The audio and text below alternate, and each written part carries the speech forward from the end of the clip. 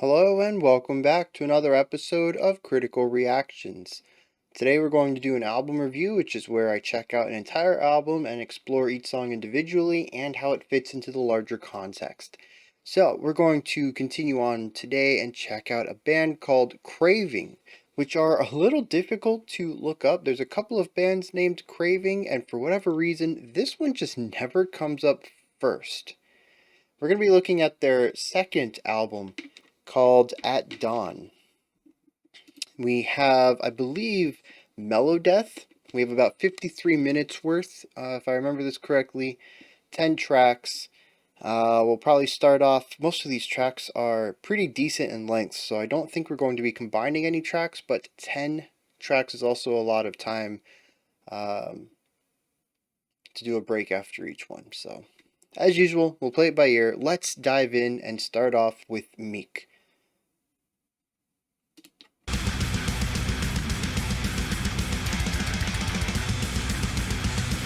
So they just kickstart this album at full.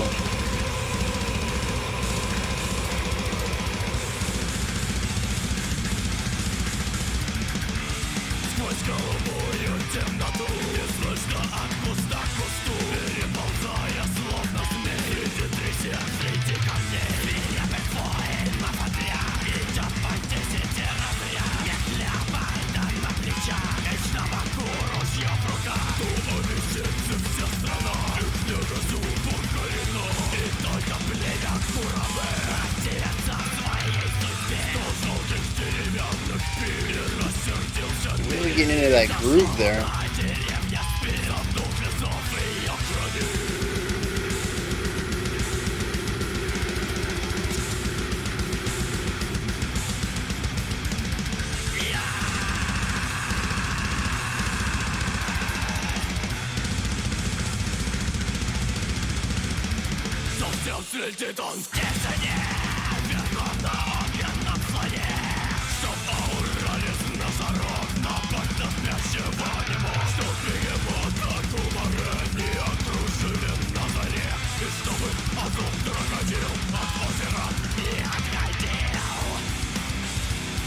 It feels like we've been listening to so much music already. I like the little shift to harmony there.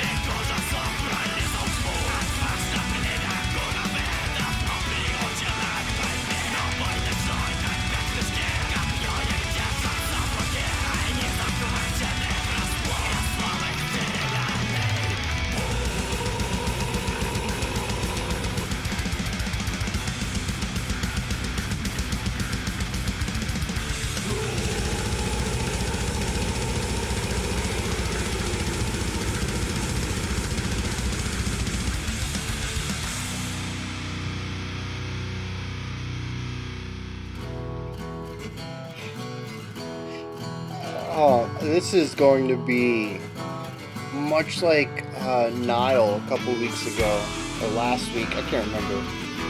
I think this is going to be a very long, exhaustive album for me. I can't believe we're only halfway through this.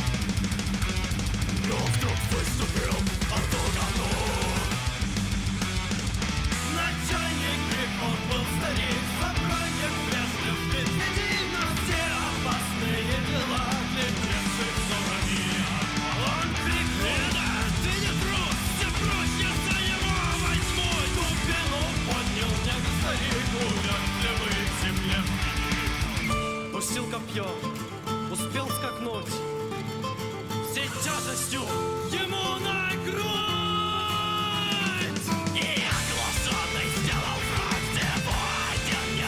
So it's really nice passing off of that single idea.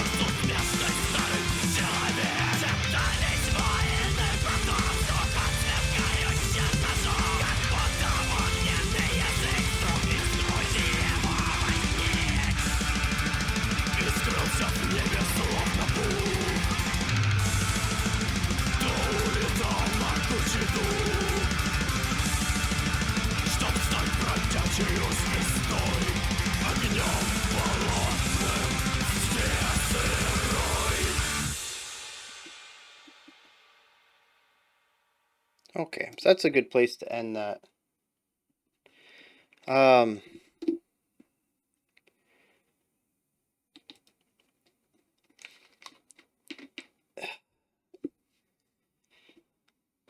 It's interesting. We just had Death Metal Week, and we explored some stuff that was closer to traditional. We had some stuff that was proggier and more experimental. We dug into some Melodeath a little bit, and here we are wrapping that week up with the Melodeath album. It's okay. Here's some interesting things that I want to say before we dig into this specific song. I do look into a little bit of research before doing these album reviews just to make the entire video move and progress at a decent rate.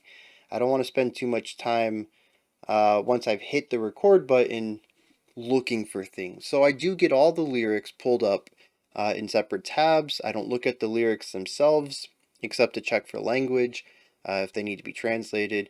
And I do pull up Rate Your Music and kind of glance over a couple of the things about it, just so I have a little bit of a semblance of knowing what I'm getting in for.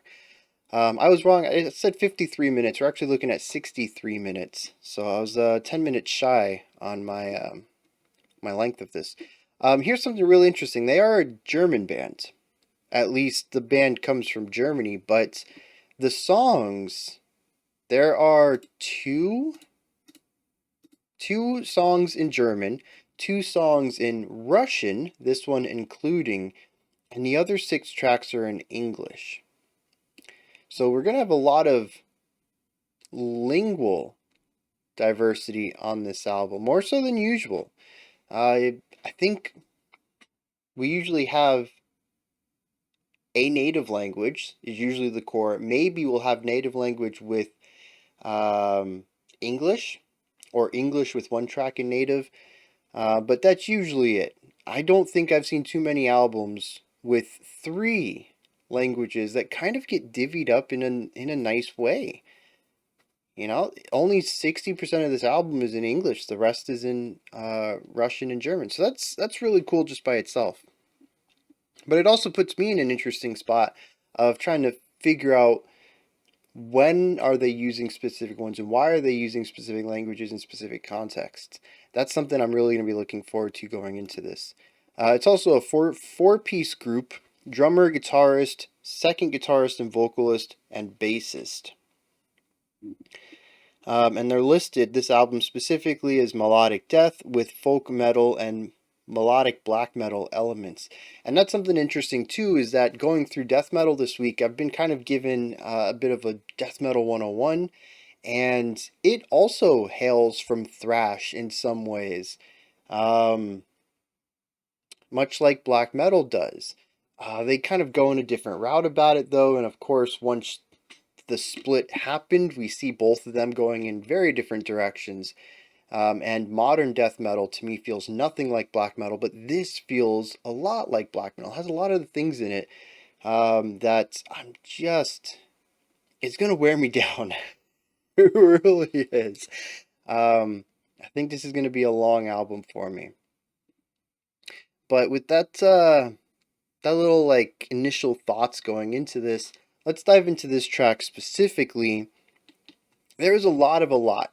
I only ended up taking 2 notes because they were the only things that really stood out to me in that track, though I assume my note list is going to expand, particularly in the next couple of tracks, especially since track 3 is our single. I think we're going to hear something either a bit more palatable or a bit more standard for them. It's possible that this folk element that we had in the end isn't going to be something we see often. and that track 3 is going to be more of a distilled version of Craving, or like I said, possibly a more palatable version that we won't hear anywhere else on the album. Those are the two directions I think that's going to go. But the first note I took was a lot of notes, which is, it's a description of black metal too. It's a description of thrash. Everything that's going to come from that is going to have a lot of notes. And here there's a lot more single note writing than I would expect given the melodic death we've checked out earlier this week. I think it kind of puts me in an unfair position. This isn't old death metal. This came out in 2013, but it still feels like it's emulating or is influenced by some of the older death metal, which was not as melodically interesting as some more modern melodeath or even the experimental proggier death metal. And so a lot of this comes off as standard metal to me, and I'm just not a big fan of that, especially with just the ferocity of it.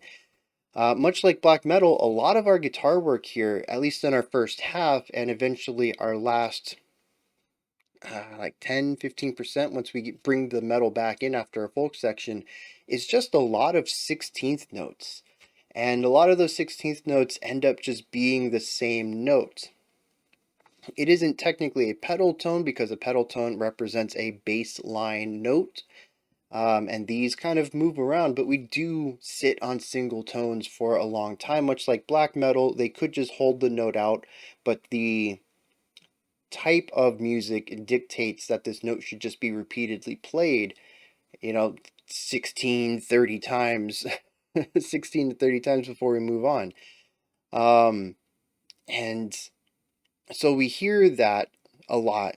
We do end up hearing a bit more of a melodic type of guitar playing at around, I guess it was right before we went to the folk section. So would that be like minute 2? Like I said, this was not a 4-minute song to me, 5-minute song. This felt like 10 easy.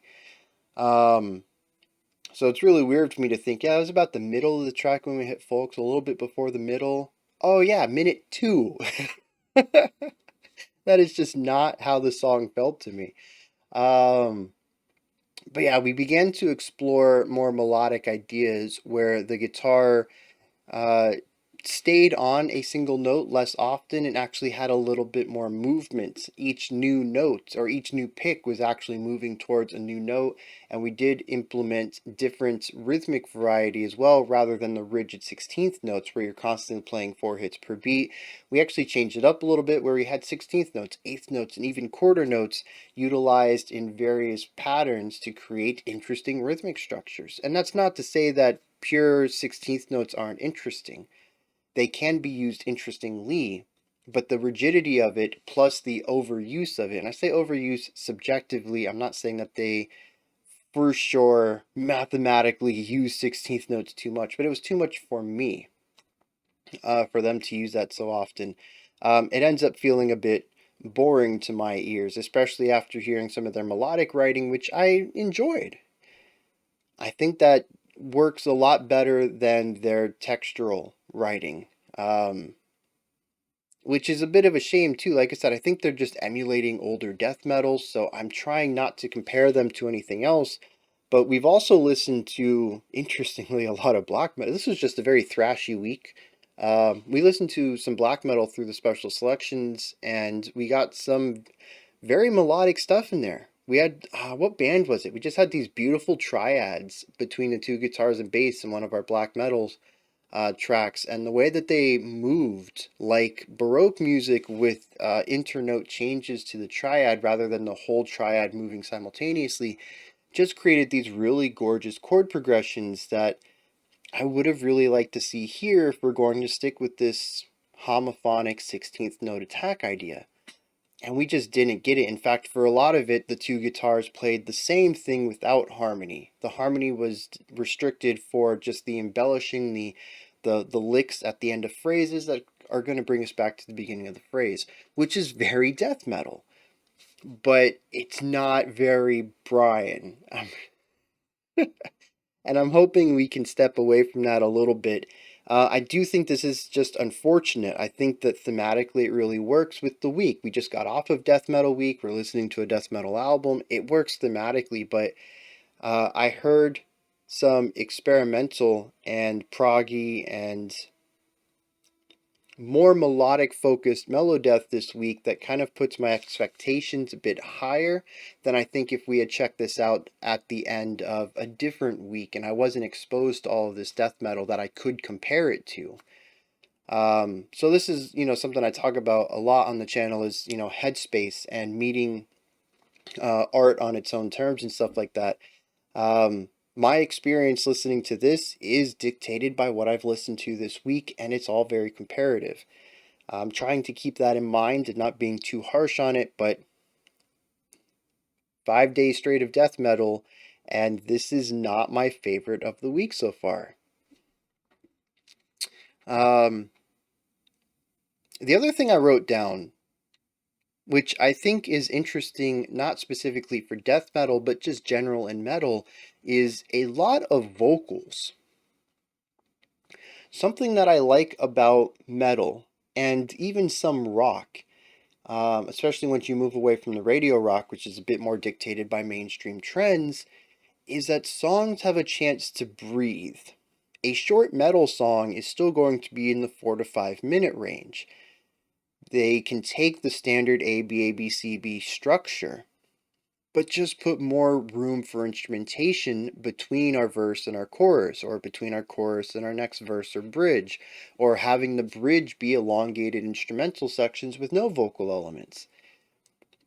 There is room for both the song and the instrumental voices to breathe in a lot of metal tracks, especially more traditional metal, where the expected trends of the genre were to have an instrumental focus aside from the vocals.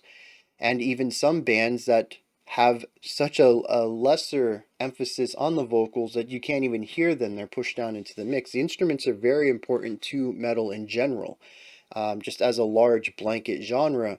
And so it's really interesting to hear this track, which feels like a pop song as far as vocal emphasis. We barely get 2 bars at a time of instrumental isolation without the vocals coming up, and what it ends up feeling is a song that is very congested. Um, I really didn't mean to go that direction because I just talked about this song needing room to breathe, and I talked about congestion, and it kind of goes with this sinus metaphor I was not aiming for. But yeah, it feels very overstuffed. And, looking at the lyrics, there are a ton of lyrics in this track for such a short song. Again, 4 minutes is a short metal track. And it felt like any time that there was a moment for a vocalist to sing, they were singing. For better or worse, it's possible that the lyrical themes are going to make excellent use of all the extra lines, and the story that it tells is phenomenal and works well with the musical themes. But just listening to it as pure musical instrument, the vocals are not delivering lyrics, they are just another instrument in the band. They have so much time in the spotlight, and the guitars simply don't. And through that, I don't have a really strong relationship with the guitars or the bass or the drums. They're all very functional. There's great riffs in here. There's some really great drum patterns. There's lots of energy and momentum and direction. I can't take any of that away from the band. They are bringing a ton of metaliness to the track, but I don't really feel any personality out of them yet. We are 4 minutes into an hour-long album. There's a lot of time left for this to grow. But this, as an opening track, doesn't tell me too much about the band. It tells me that it's a vocal-driven work of art, and that I should expect to hear a lot of vocals on this album. in much the way that mainstream radio rock, pop, and hip hop and country and a lot of mainstream genres tend to utilize vocals as the star of the show rather than another component. This isn't a dig at the band. This is a viable way to create music. It just goes so hard against my expectations. And as somebody who has grown to enjoy the instrumental aspects of more extreme metals, I was a bit disappointed to find there really wasn't much instrumental characteristics here. Unique instrumental character here, where I can say, oh, this drummer's doing this cool thing that separates him from other drummers, or the guitarist has this really neat idea about licks. Everything here just kind of feels a bit metal, for better or worse. It does a fantastic job of laying down those groovy riffs, of keeping the energy up, but it doesn't do anything to tell me, hey, we're craving. So maybe the vocals are the emphasis, and I need to stop looking so hard at the instrumentals, and we'll figure that out as we go.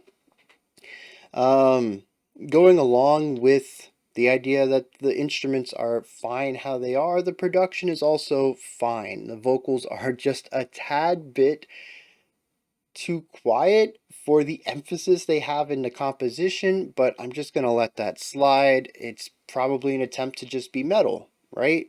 A lot of death metal doesn't have vocals way over the top like a more mainstream style of genre would.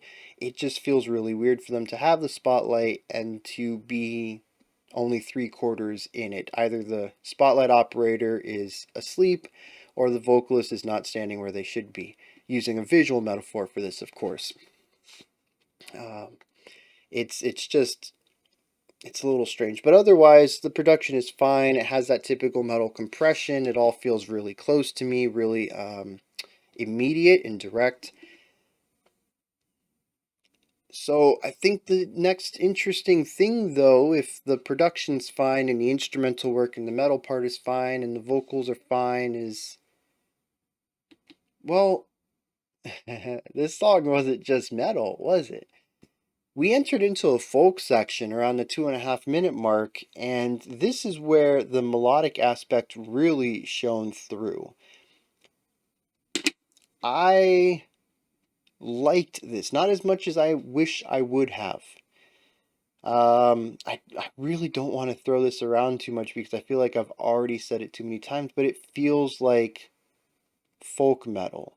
I don't really feel like Craving's bringing anything to the table, and at least based off this first track, I'm going to lump them into a very iterative style of writing, which, longtime fans, that's not a bad thing. We need iterative bands to hone in and focus genres of music. But again, coming off of this week, getting to hear some of the greats, the top 5 bands or tracks that the community wanted me to listen to for Death Metal Week. And then I get this, which isn't bad, but isn't one of the top. This week set a really high bar, is what I'm saying. And Craving might still be a great band, but they're not surpassing what I've experienced this week. Like I said, it puts them in a tricky position, and nothing that they've brought to the table, though. It's entirely on my experience with the music I've listened to surrounding my chance to listen to this album. It is one of the rare cases, I think, where it would be better for it not to have lined up perfectly with the theme of the week, and would have been better in isolation. But the folk aspect is great. It's not mind-blowing. It works. There's some nice melodies in here. I love the way the instruments work together, but it's all very by the numbers. There isn't anything that really stands out to me yet. However, I am a big fan of the vocal work, which shouldn't be surprising since I still think that's the focus of the band. There's some really nice call and response going on. I think there are 2 vocalists, or there's one person who uses a slightly different timbre for a second set of vocals. They're very close, but they're not the same, which was really interesting. And according to Rate Your Music, they only have 1 vocalist, so like I said, it makes me think that they're using a slightly different timbre, but that's an odd choice to make. Most vocalists wouldn't do that. almost like putting on an accent of somebody who is impersonating you, and they're about 90% close. Most people might fall for it, but if you're standing right next to them talking, there's obviously going to be a difference, and that's kind of what I got here in the folk section. So like I said, it's an interesting choice. I'm curious if we're going to hear more of that.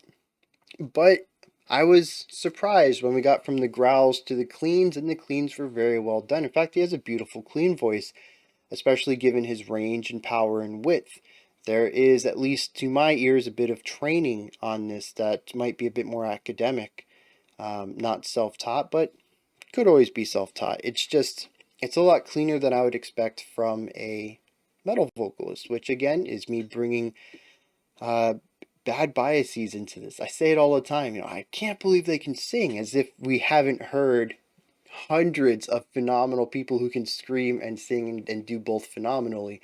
But it's still one of those things I can't undo. If I hear somebody growling first, I will be impressed if they have not just a mediocre vocal, not something that just works for metal, but I think would work in another context as well. And I don't know, I want to break that. I really do. It shouldn't surprise me, but it continues to. I think that's it. We touched on the melodic writing. We touched on the rule of cool riff writing, the bass, the drums, the vocals, all the vocals, the folk versus the metal. Yeah. Before we hit the lyrics, I just want to wrap this up. I know this was kind of a mixed bag as far as my subjective takes here, but I'm generally enjoying myself so far. We're only one track in. This isn't something that's rubbing me the wrong way. It is fatiguing, and I think it's going to show once we hit track 5 or 6. We get about 50% way through here. I'm going to be kind of done if this is the way that the album's going to go. Unless there's going to be some wild surprises in here. But I am generally enjoying myself. Nothing here really, provides friction. It's good riffs, head banging, good grooves. It's just comparatively below the bar that this week has set for me. So I'm gonna hit some lyrics here, and then we'll continue on. So this is interesting.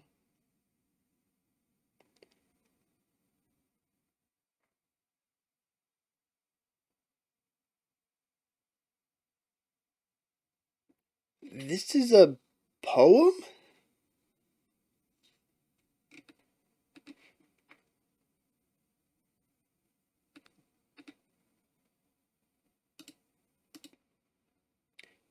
It seems to be about a tribe. Um,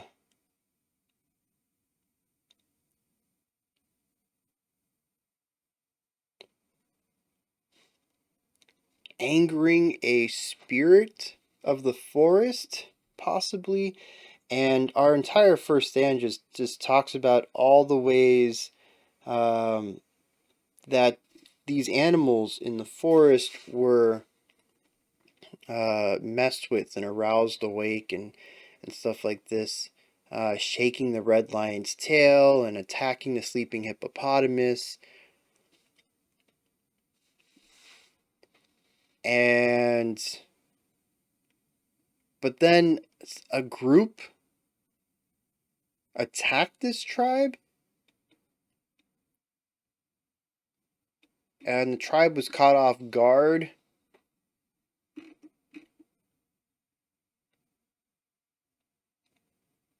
Oh, here we go. Okay, I missed this. So is a group called the Abyssinians.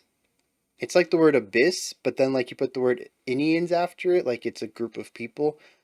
Um, and they are attacking this tribe. That's what happened. The tribe has spears, but the group of people have a sword by their side and a gun in their hand, as it says. And it looks like the tribe's people don't make it out of this battle. And that's all it talks about, is this battle. We start with the larger idea of the ambush, and then we have two stanzas that kind of look at isolated incidents within it. And that's what it's about. It kind of goes along with that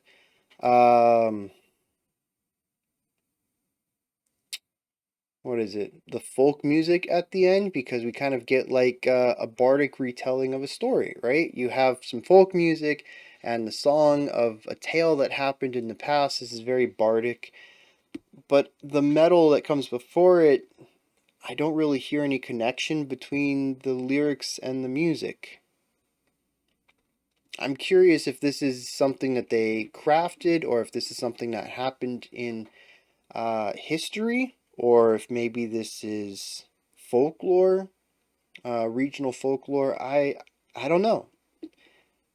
It's really interesting to start off an album with this, though, and I'm curious where they take it. Are we going to continue to look at stories like this? Are we going to continue to have linear sets of lyrics, or are we going to shift to more traditional styles of storytelling and lyrical structure? Because this is, we're talking 30-line stanzas, multiple of them. It's a text dropped. What do they call it? Information dumps? Is that what they call it? When a person in a film just like keeps talking and like tells everything that's been happening lately. That's what this feels like. Exposition dump. That's what it is. That's what this feels like. It's just a lot of information in a very condensed manner put straight in my ears.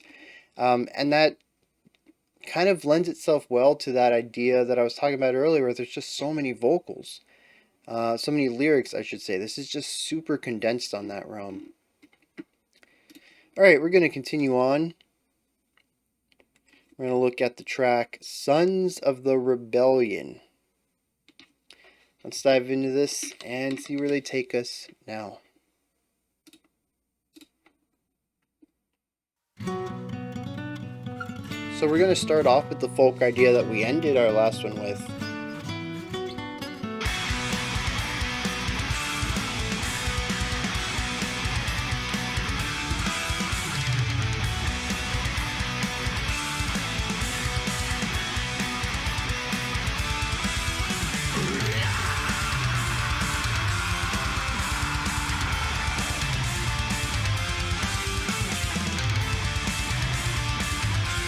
So we have, again, a marriage between the folk and the electric.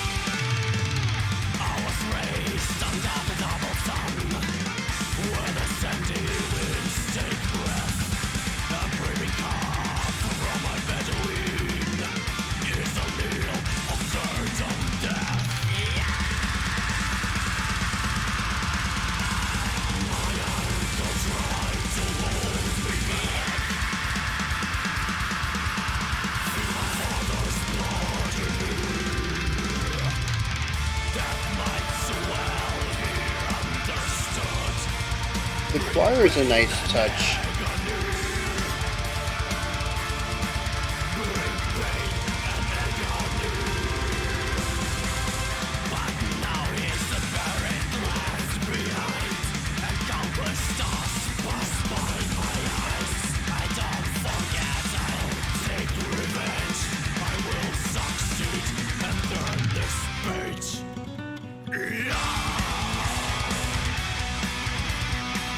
That was a really rough transition there.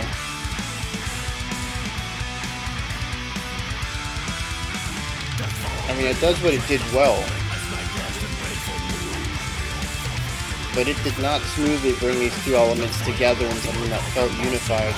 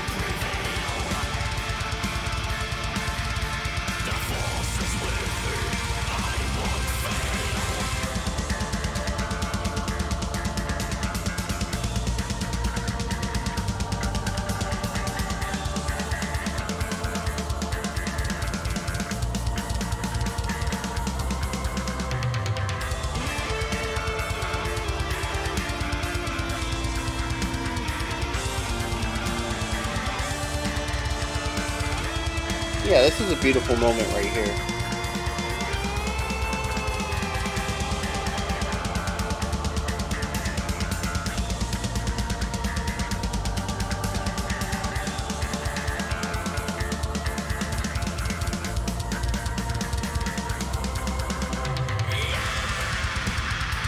Interesting choice to do such. I mean,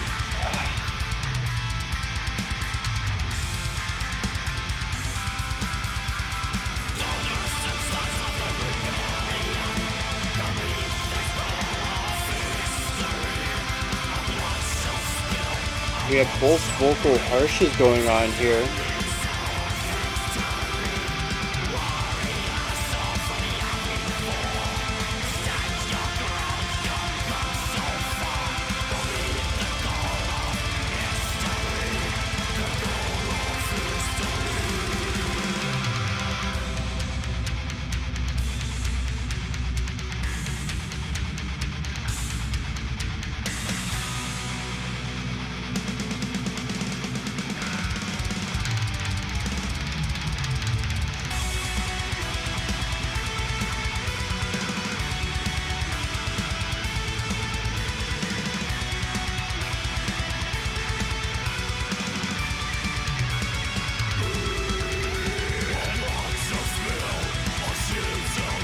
And once again, series of 16th notes. It's not really melodic. It's providing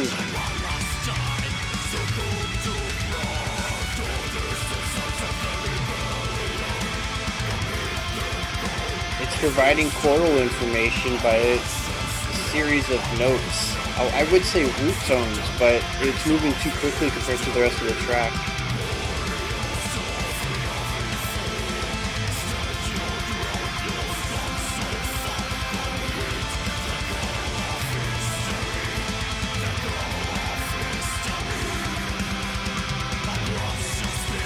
Actually, no. Yeah. They're playing root tones.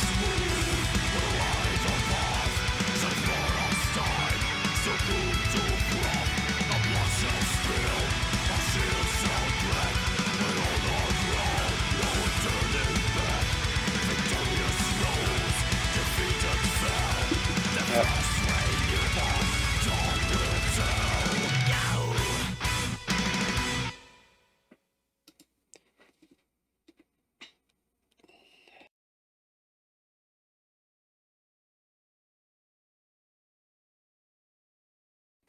I really want to like this. I do.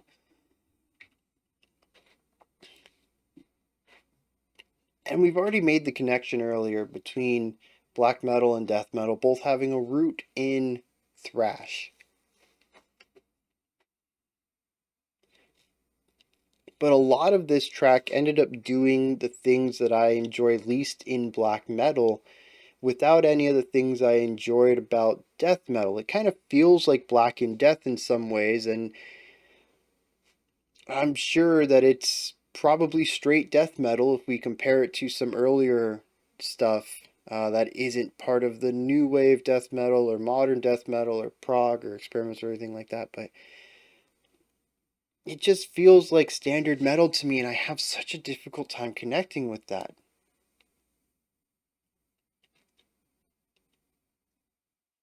And I'm trying real hard not to be negative about it, but there's so few elements in here that stand out to me on a technique wise, a composition wise, production wise.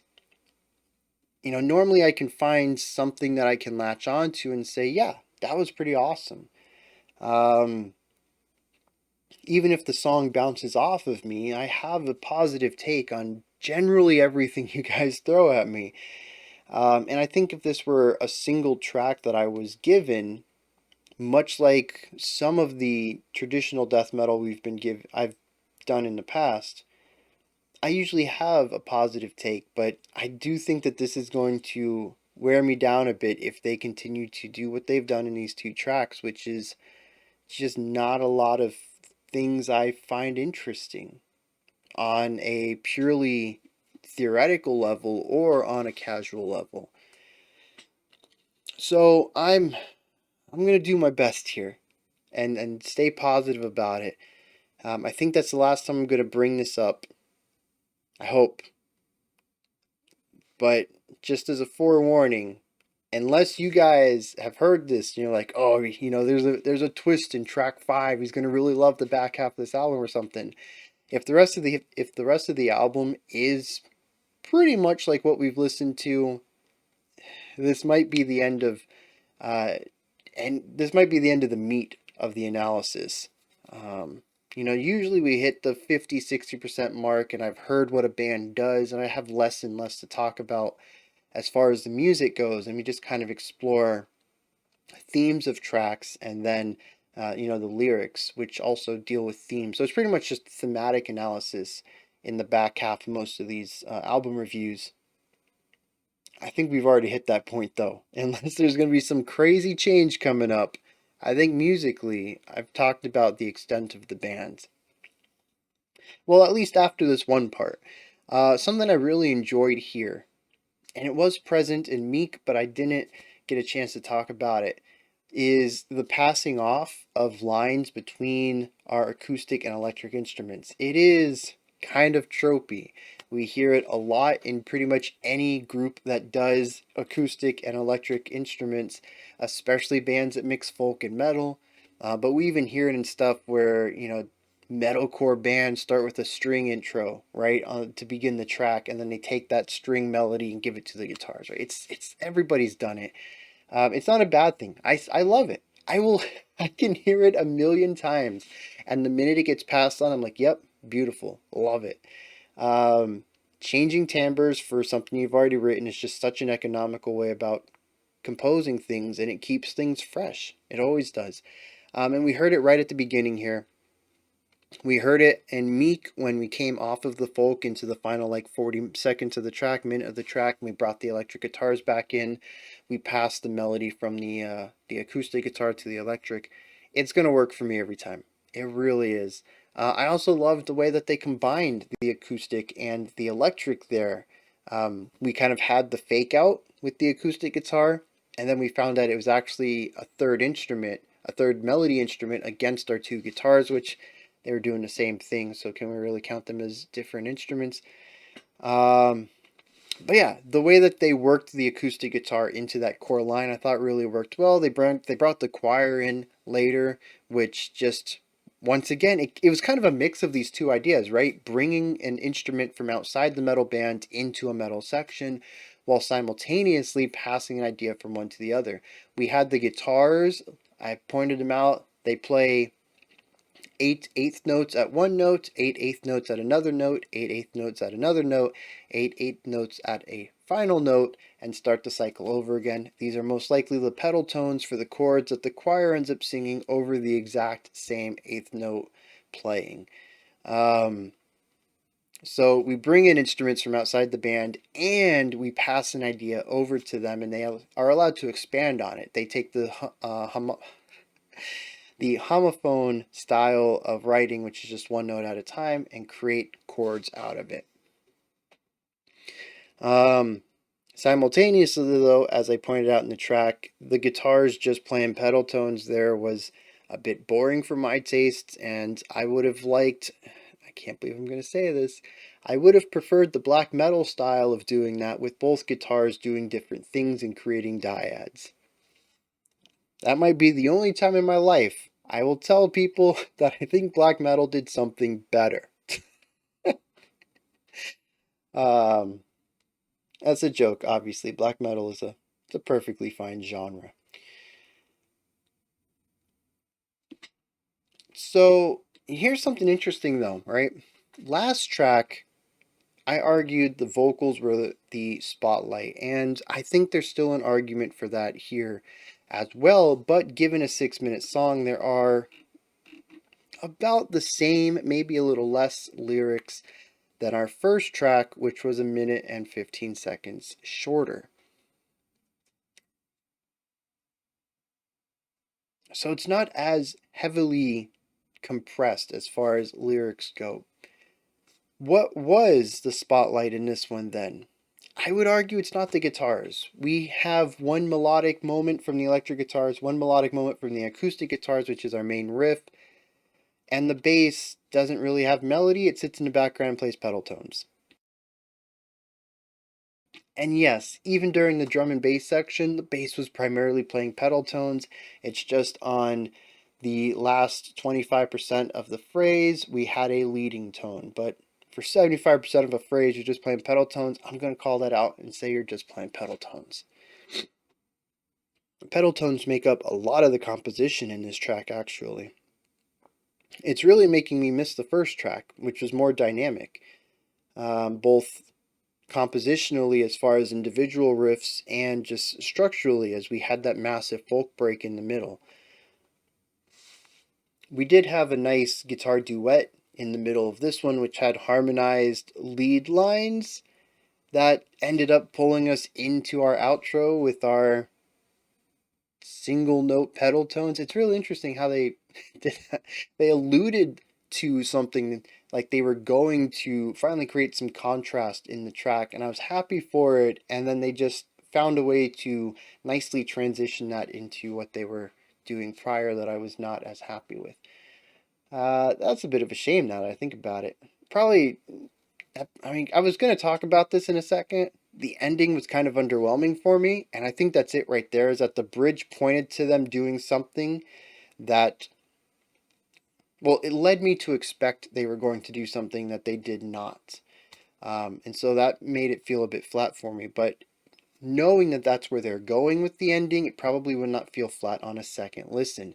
Expectations and knowledge of what's coming up definitely changes a listening experience.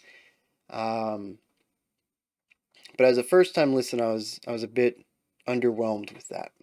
Anyways, going back to this idea of lead instrument.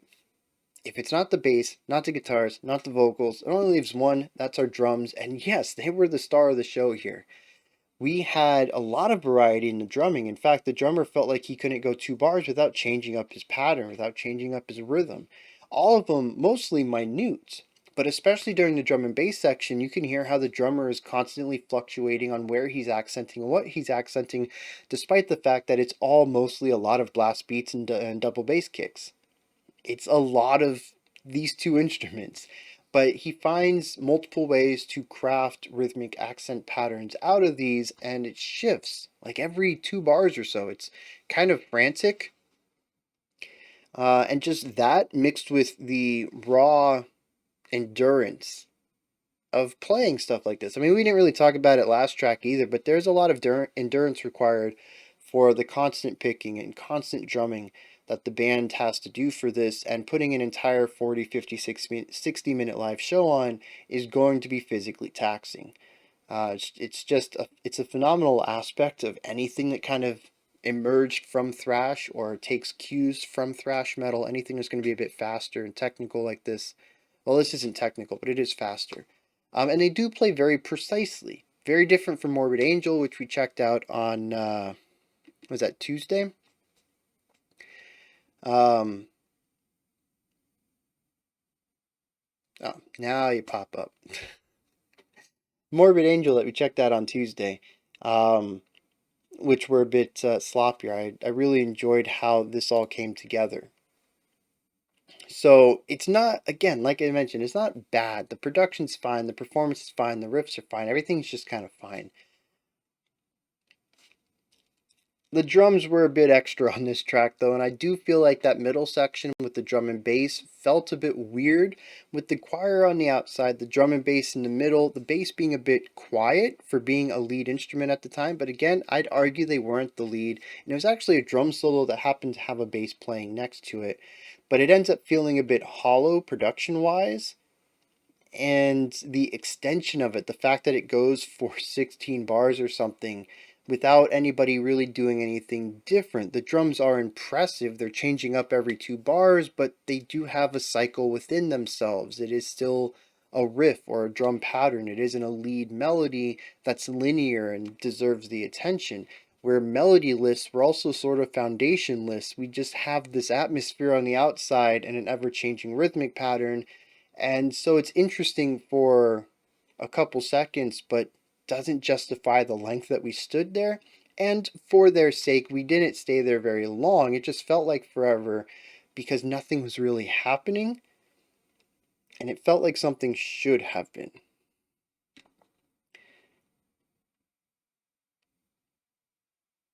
All right, I think that wraps this one up. We're going to hit the lyrics and keep moving on.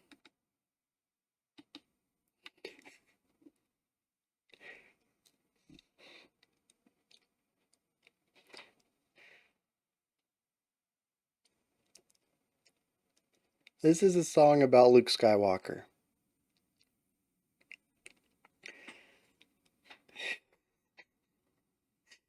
I kind of wish I was making that up, but I'm also kind of happy I'm not. Um, so, uh, a couple of things that stood out to me at the beginning that I didn't know where it was going, but are certainly telling in retrospect. I was raised under the double sun, where sandy winds take breath. That's Tatooine. My uncle tried to hold me back, feared my father's blood in me. My uncle's now buried, left behind, and countless stars pass by my eyes. I don't forget, I'll take revenge, I will succeed and turn this page. A couple more lines, just kind of generic ideas of revenge, remorse, kind of getting lost in some of this. It says, but through despair, a voice long past speaks calming words, a solemn song. What I once knew I leave behind, I close my eyes and mask my mind. Time freezes, seconds turn to years, a fleeting moment, then it's gone. I will succeed, I will prevail. The force is with me, I won't fail. Which I took as like a comical line at the beginning. Like, the force is with me. That's Star Wars. But, maybe there was a lost in translation thing. I don't know how strong of English speakers they might be. So I was like, maybe it's just lost in translation. And then out of nowhere it says, daughters and sons of the rebellion, come, heed the call of history. Our blood shall spill, our arms shall break, but certain is our victory. And I was like, okay. So we have a person who's kind of been a loner all their life. They have a lot of tragedy behind them. They're on a quest for revenge. Maybe they want the person who killed their uncle. They got to figure out, if their father's blood is really going to taint them. And now to like rise up. I'm like, okay, so they have a group around them. That's cool. Who is it? The Warriors of Yavin 4, stand your ground. We've come so far. I haven't read the rest of the lyrics yet. As soon as I saw that, I was like, I need to get back on the camera. This needs to be honest. I lost my mind. There's only two more stanzas, and it looks like they mostly repeat. Our blood shall spill, our shields shall crack. We hold our ground, no turning back. The restless moon will light our path, shine one last time, succumb to wrath. The first two lines are repeated, but we end this time with victorious rose defeated fell. The first ray newborn, dawn will tell. Yeah, it's a very, I kind of want to say, old English style of rhyme scheme and meter. It's 4 lines per stanza. It's very structured, very rigid. The amount of syllables per line is rather constrained. There's definitely a rhythm and pattern to all of it that feels a bit antiquated, especially mixed with the language of it, which is really interesting because it's used to tell the story of Luke Skywalker from Star Wars, which is granted a long time ago, but also feels very futuristic in a lot of ways. Um, I say a long time ago because that's how they tell it, but it's future sci-fi to me. It will always be. I don't care how many times I hear a long, long time ago. Star Wars is future sci-fi for me. You can put that on my grave. um, so it's really interesting to hear this older style of English with this very rigid, poetic style, especially with some of the harsher language, right? Our blood shall spill, our arms shall break, but certain is our victory. Stand your ground, you've come so far. Like, this is not how anyone speaks in Star Wars. So it's a really interesting mishmash here of lyrical vernacular with topic. And they're kind of mashing up in weird ways. And then they're being put against folk metal, which is kind of making it even more bizarre. And now I'm kind of sold on this. The music is still not really interesting to me. I don't think anything's going to change that. It's nothing against Craving. It's just not my cup of tea. But there's a lot of eccentricity going on in here that I can't help but kind of chuckle at and groove along to. That it's just kind of odd. It's I love it when people are strange. And I think this is a very strange combination of ideas. And I love it for that. I really do. I don't feel any cohesive tissues between the music or the vocabulary or the themes, the story, none of it. But I really love the fact that they all come together in this way that is just not cohesive at all. Um, kind of loving it. Okay, now I'm excited. Let's see where they take us with our next track. Targaryen Wrath.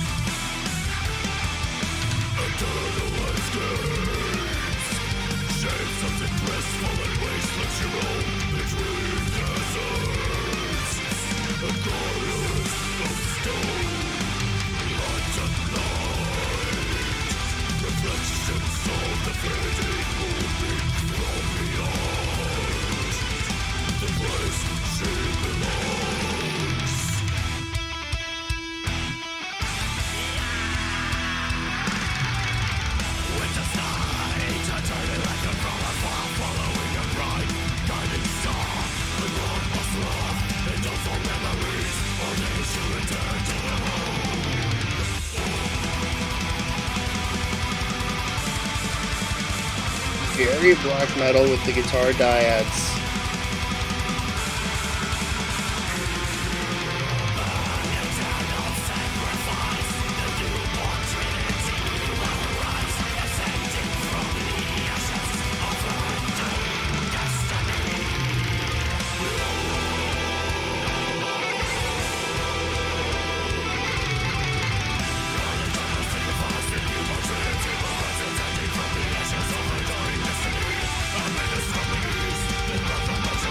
Heard that last time, so I didn't comment on it. That shifting up.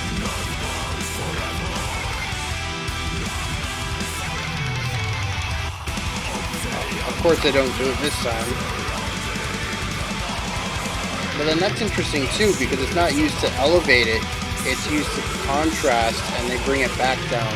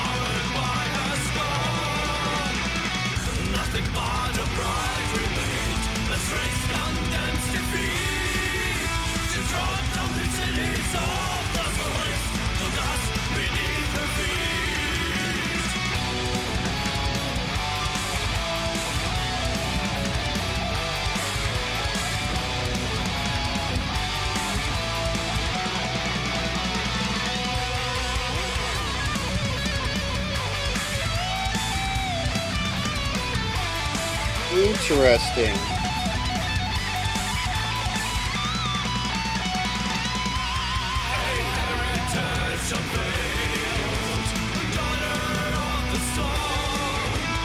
Do A, B, A, C, D, C?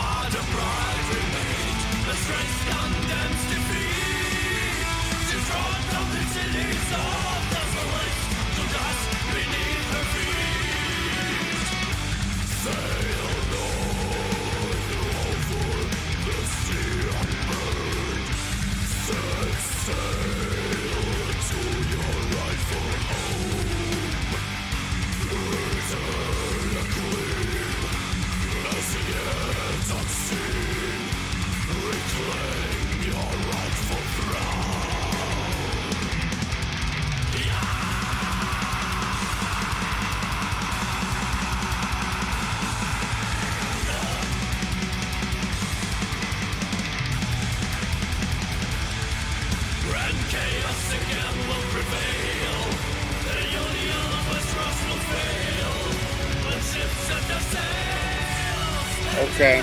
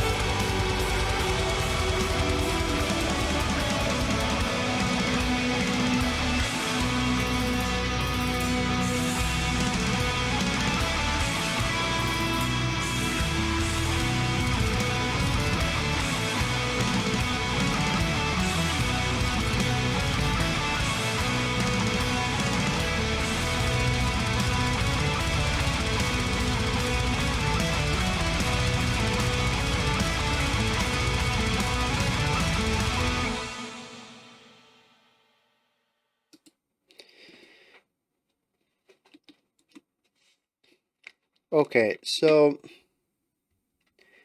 we'll touch on this when we get to the lyrics, I think.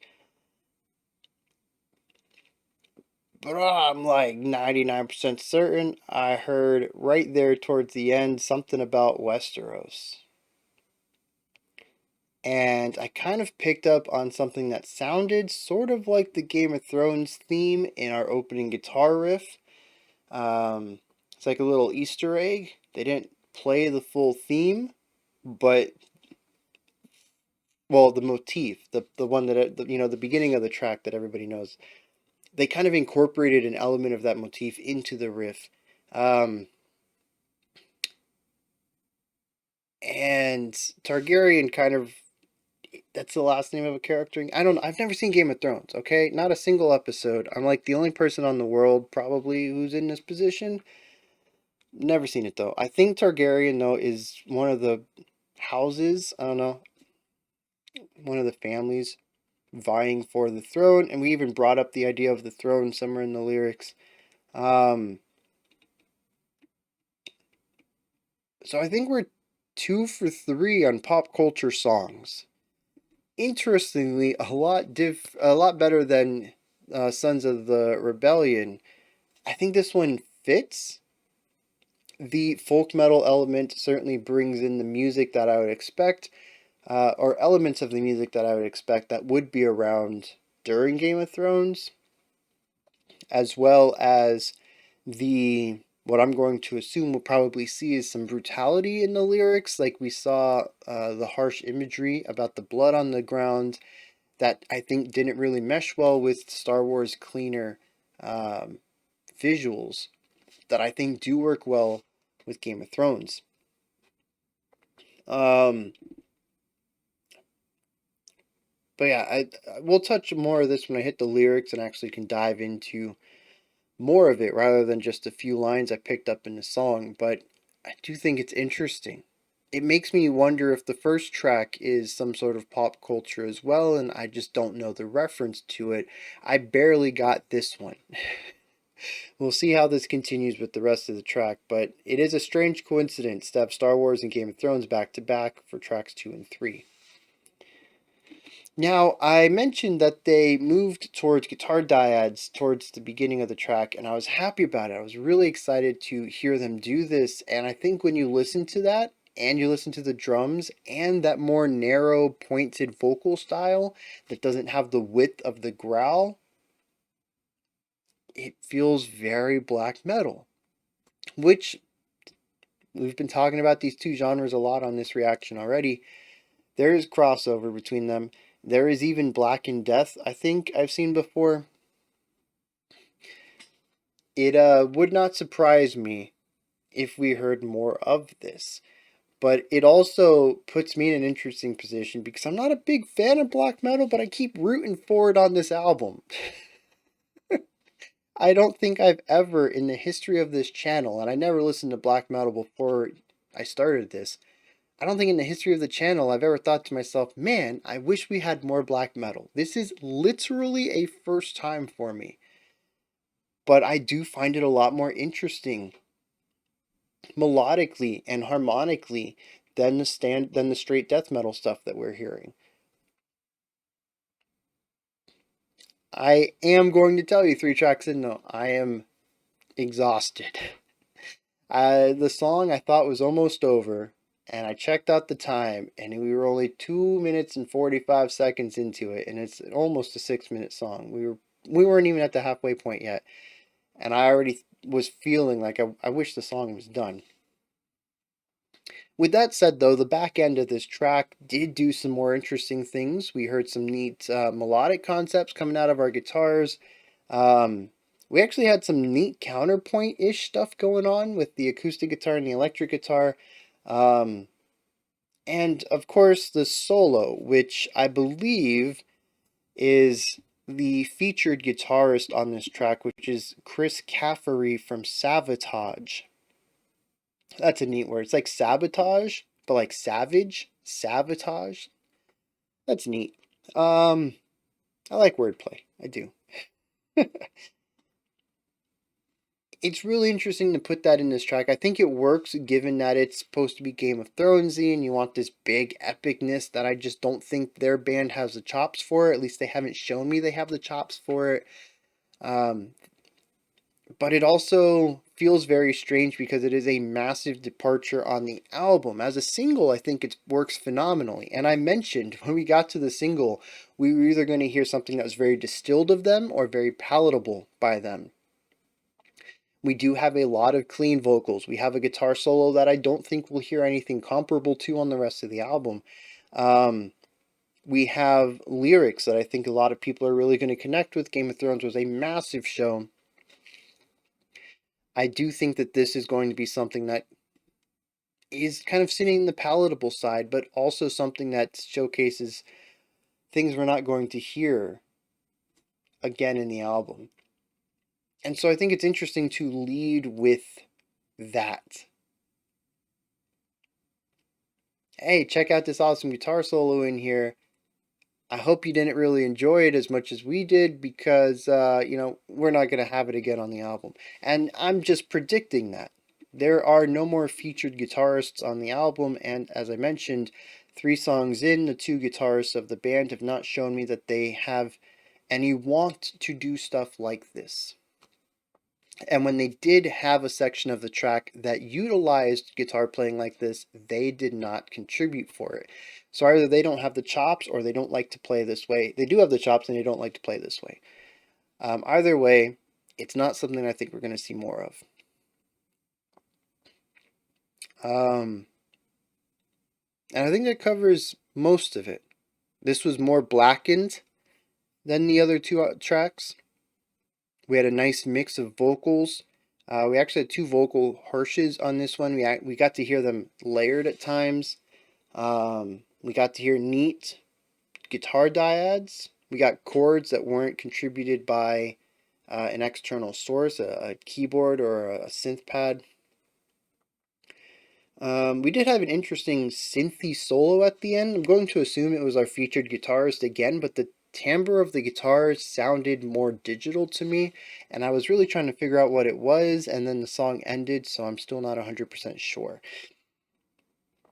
But that was interesting.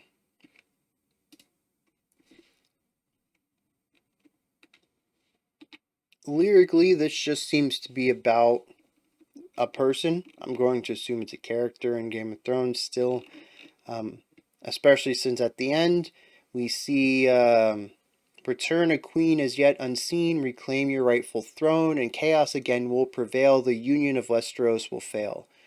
So we have throne, we have Westeros, we have the title of the track, Targaryen. I do think that this is a Game of Thrones thing. It just talks about this person, where they've been, the events that led up to where they are now, and what they're currently doing, which is journeying towards something. It says she needs to return home and burn an eternal sacrifice, and it talks about where she came from and what she's doing now and her place in the world. It kind of feels like a musical biography for this character. It doesn't really talk about any event in specific. It just where she was, where she is, where she's going. Very plot driven. So with that, let's move on. The next track in here is In die Nacht hinein, which is German for Into the Night. Let's move forward and see what they're cooking up next. This is the longest track of the album so far, and it's also kicking off with very black metal vibes.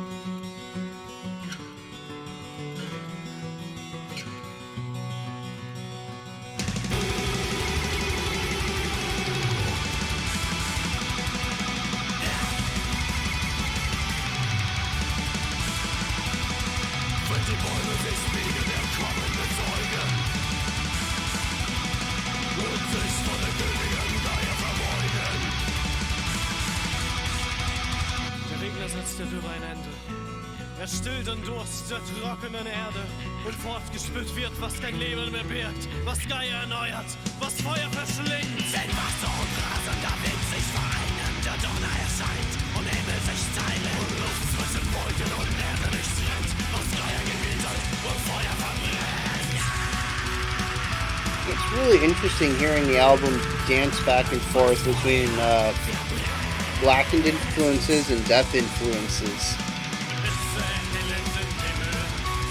And folk stuff. It kind of is all over the place, and there's credit where credit is due. It does work in a cohesive manner somehow.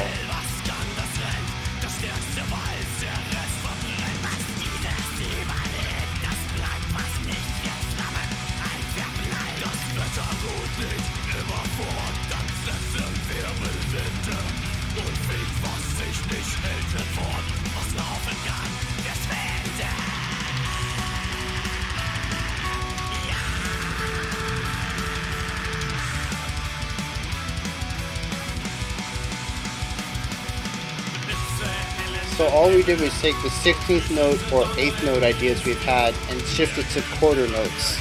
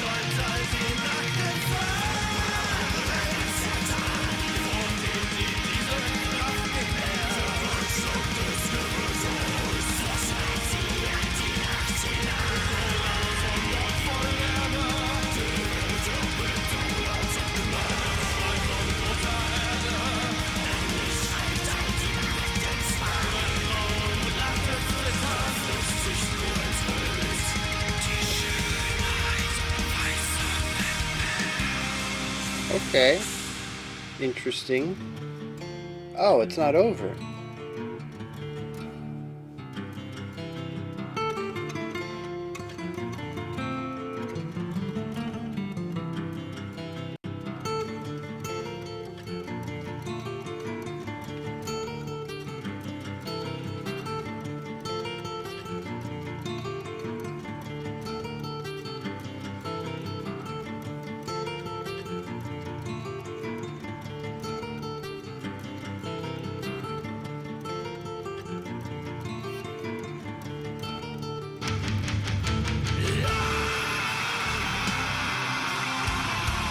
We have never heard that guitar tone. That really fuzzy, meaty one that was centered right then on that pedal tone. And they introduce it like it's nothing. And we've already forgotten about it.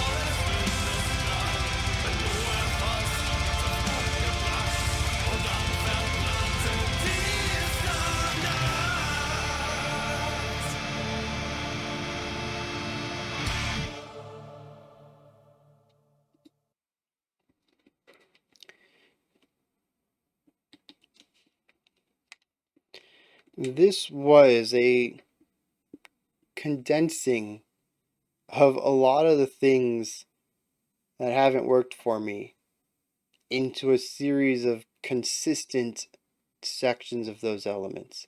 There were some really nice parts in here. And if you just enjoy headbanging to some music, you can't go wrong with Craving. I think that their riff writing is pretty solid if that's your jam. Um, but this song, I checked at 3 minutes. I checked at 7 minutes. Both times I thought the song was over. Although with my what's the word I want? For my benefit, at the 7 minute mark, that's when the song legitimately sounded like it ended. I took a lot of notes on this one. None about the music in particular, but I do think that this poses an interesting aspect in the track where I've begun to see some themes form, and I want to talk about them. So this is probably going to be the longest analysis section other than our first track. The first thing I want to touch on is harsh transitions. We've heard a couple of them, especially with track 2, Sons of the Rebellion, that had a very stark one. If you guys remember, we had our chorus, which is full band, and then we had one bar of the acoustic guitar line, and then a harsh growl that took us from beat 4 of that bar into the full band again. Sort of like a dog bark almost. And so we had a harsh transition into our transition and a harsh and then a harsh transition into back into our verse riff. Just back to back, really rigid movements. It was kind of neat in its effect, but I don't think it did a lot to help tell the story of the song. And that's a good sentence, I think, to describe this band, and that they do cool things in moments. They have a lot of really cool moments, but I don't think a lot of it serves the larger purpose outside of the moment to moment aspect, which again is kind of where I mentioned, they're a good band to headbang to. If that's all you care about is listening to some groovy, semi-melodic, momentous music, you can't go wrong with Craving, especially if you're craving the mix of metal and folk. I think they do this well of just being, well, in the most endearing way I can call it, simple, stupid metal. And again, I don't want to say that as putting it down. I love some simple, stupid music. Not everything I listen to has to be hyper complex, and sometimes I really like something that is rather dumb. In fact, I love nu metal, and nu metal is really texture and emotion based. There's not a lot of technicality in a lot of nu metal, but it just hits me in a way that works. And if this hits you in a way that works, I'm not going to tell you you're listening to music wrong. But I do think I'm being overly harsh on this band because they aren't a complex band. They kind of have a complex gloss. They bring in some instruments outside of metal. They have these folky elements. There's like 3 or 4 different vocal types that we get to hear across this track. We constantly hear a mix of acoustic guitar and electric guitar. A lot of this feels like the composition should be a bit more complex because of the sonic variety. It is complex on a sonic level, and usually that's paired with complex composition, but in this case it isn't. It is pretty straightforward metal that just happens to have a wider instrumentation than most metal that sounds like them. And like I said, I think because of that, I'm expecting something that they're never going to be. Um, and it's not even just so much that my bar is set really high for this band based on what we listen to. My bar is kind of set too high because my expectations are wrong. And so we have a compound problem here with my first time reaction is that I am completely off the mark for this. And I'm going to do a course correction as best I can, adjust my mindset going through this, but this is just really groovy, riffy based metal.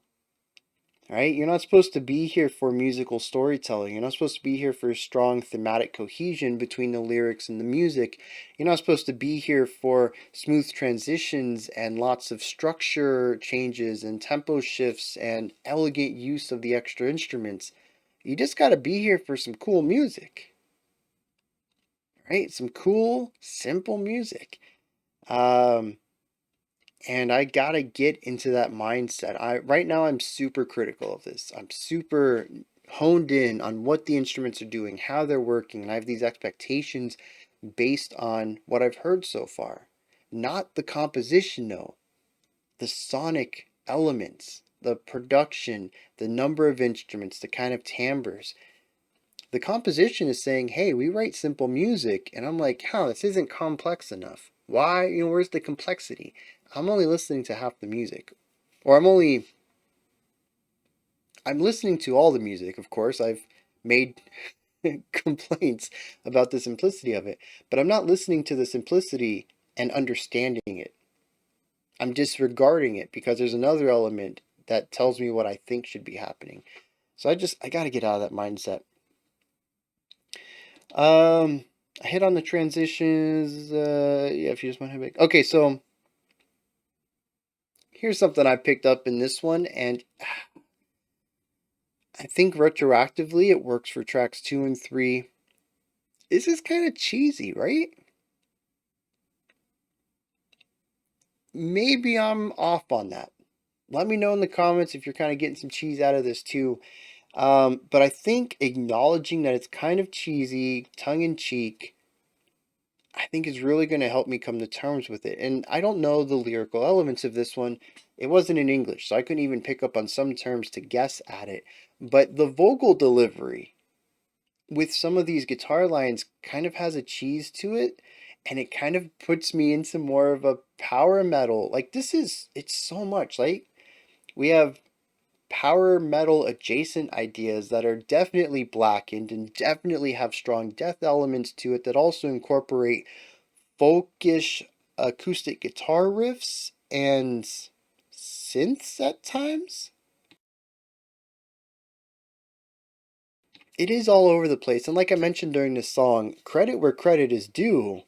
this, this album's cohesive so far, despite all the influences here. And because of all those influences, I also hear a song and an album so far that I don't know could be matched elsewhere. There might be other bands like Craving, and there might be other bands who have made albums like At Dawn, but so far in my journey through extreme metal, this is a very particular combination of ideas that shouldn't work together but do, and contrary to what I said at the beginning, is very Craving.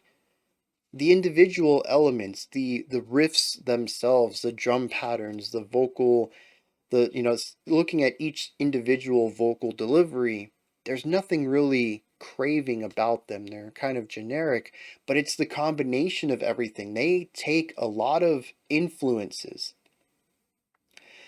um, and they iterate on them. They're not reinventing the wheel, they're just kind of smoothing it down a little bit, making the wheel just a bit more frictionless.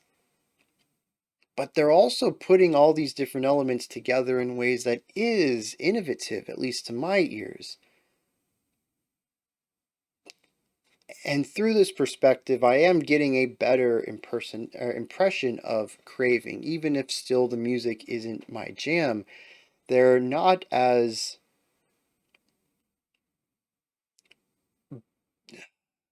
they're not as generic as I was making them out to be in the first couple of tracks.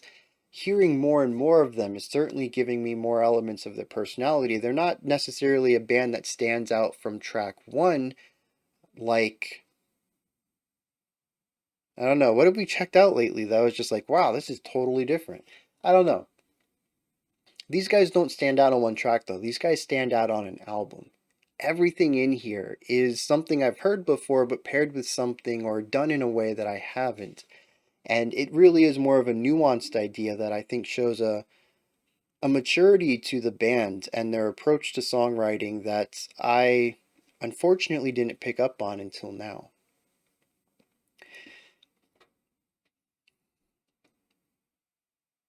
This has also led me to question, what is the emotion of the album?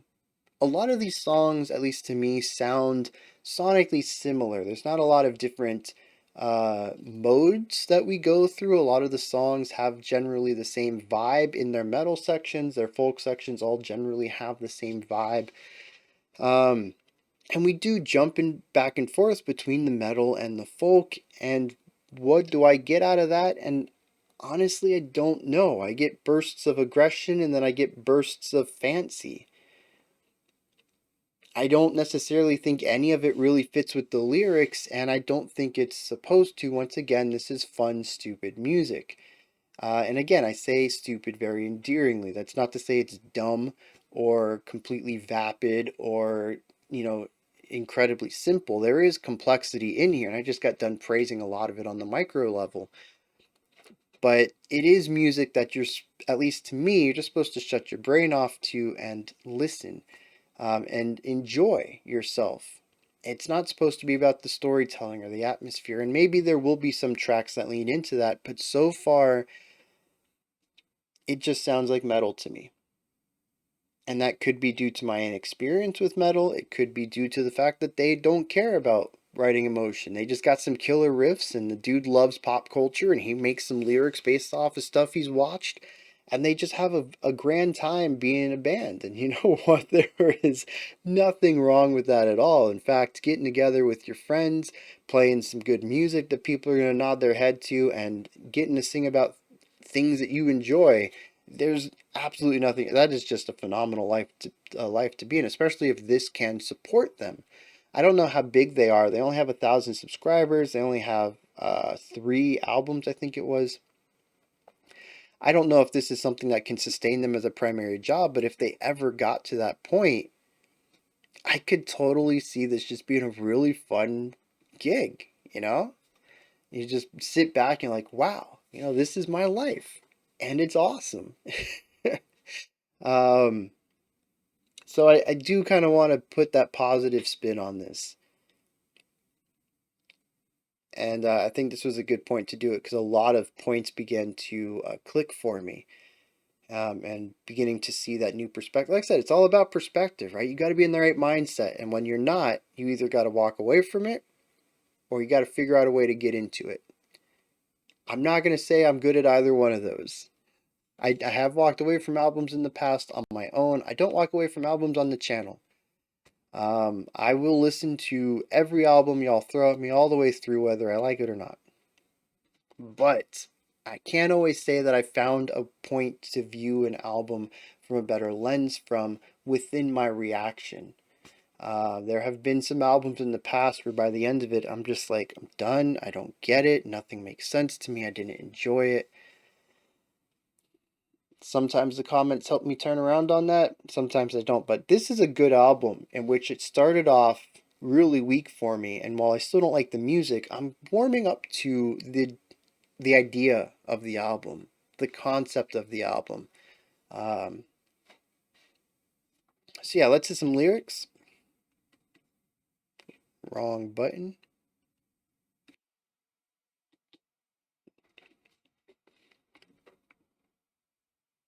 This is about a thunderstorm in a forest. So a pattern that I've picked up on now is that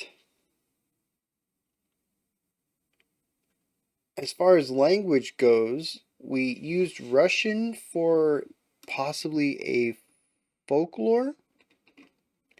We've used German about a song about nature, and we used English for pop culture. I don't know if we're going to continue with this, but it is something so far in these 4 tracks that is 100% accurate. It does make me wonder. We have 3 more songs in English, and 1 more song in German, and half of a song in... Nope, 1 more song in Russian, too. Maybe half a song in Russian.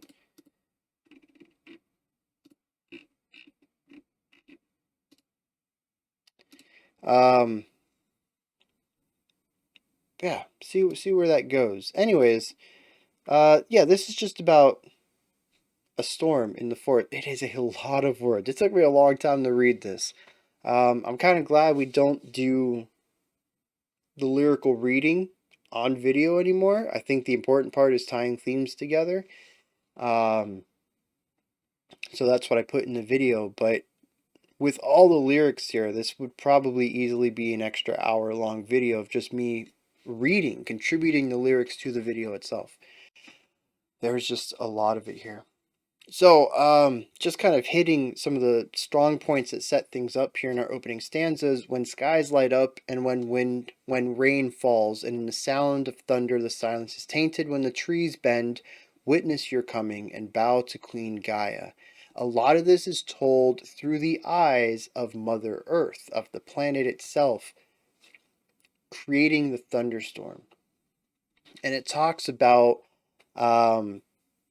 everything that happens in the thunderstorm. There is lightning, which can cause fire, and we see the ideas that Mother Earth, or Gaia, as is frequently utilized here, commands fire, commands the air, commands water. All the nature elements are being controlled by this personification of the planet, and the thunderstorm itself affects all of this. It personifies some of the elements, such as the wind whooshing through the trees is labeled as, so she screams into the night, the world trembles, the cry of Mother Earth. Right? We get ideas of this. That actually comes from the chorus. It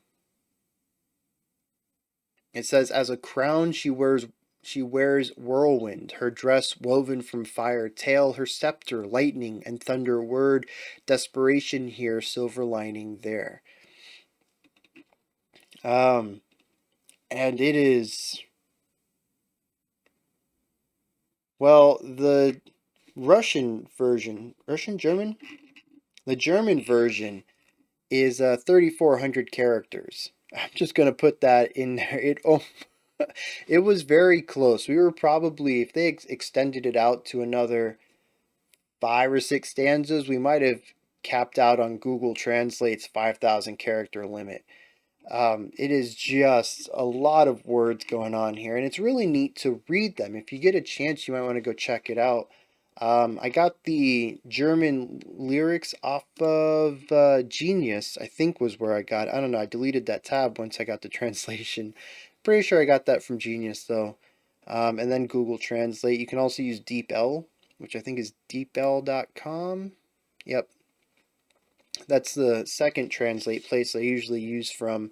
It's more of a literal translation, but it's less flowery. Google tries to spice it up a little bit and make it readable, whereas DeepL does a literal translation.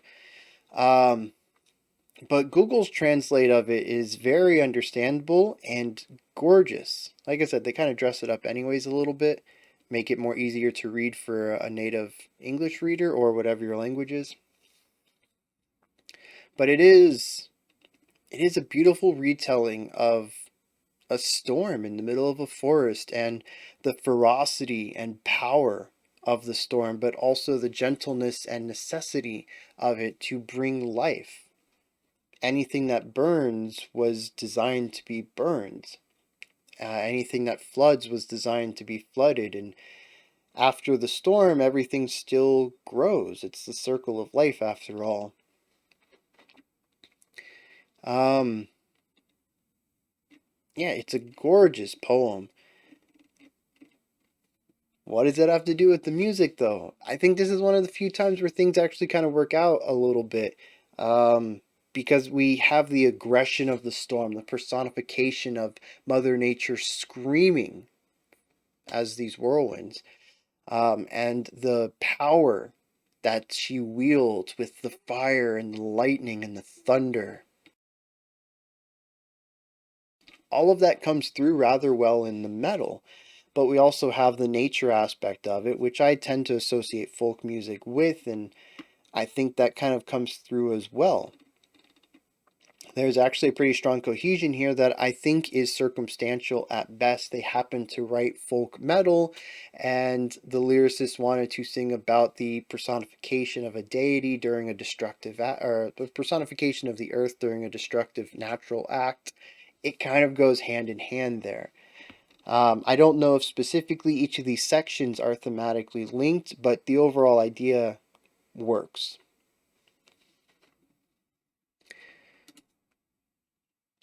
All right, let's keep moving on. What do we got next? Oh, Schwarze Flügel. This one is in German again. So let's dive into this and see what's going on.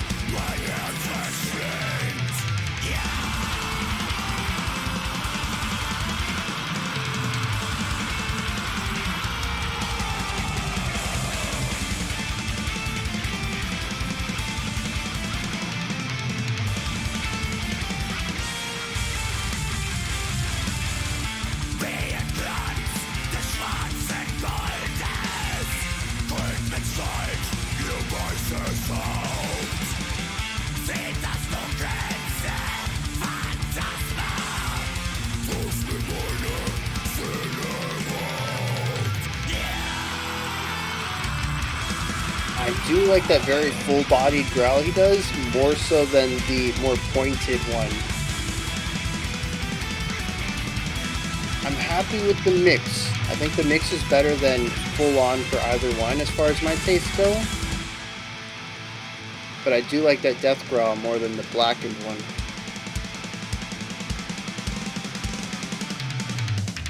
Very tight snare rolls. Very well done there.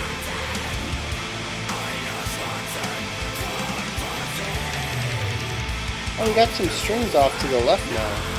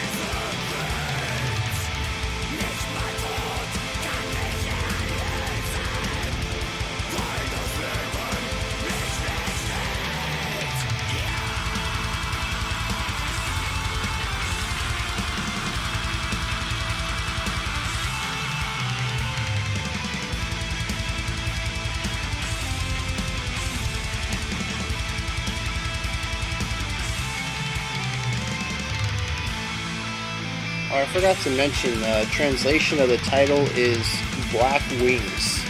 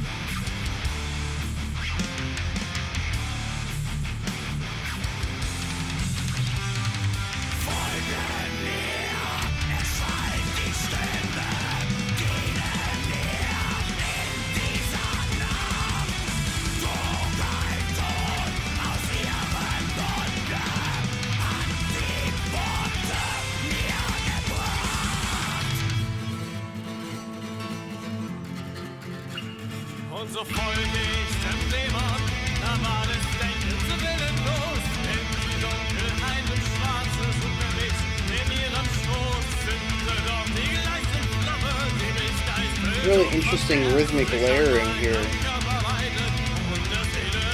Everything is very closely linked rhythmically, but just a hair off. And so all three lines ended up feeling a bit disconnected.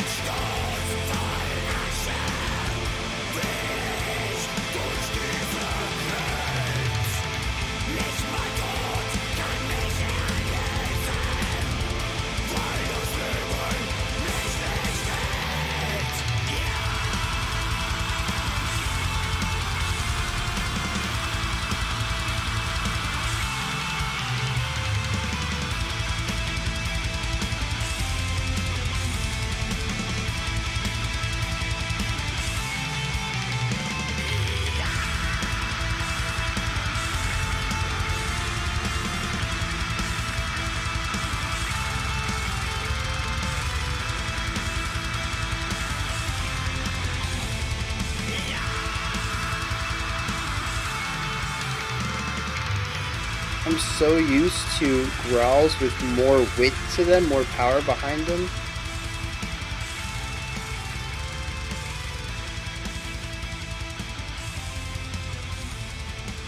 Listen to these bass kicks. Of course, decided to change the fill up on me when I was going to point it out.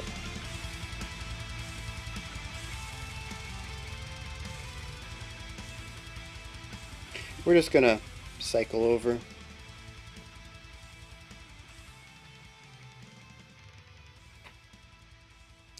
keep this rolling because I don't think there's really much I want to add to that one.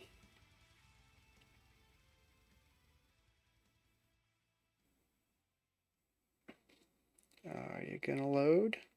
There we go.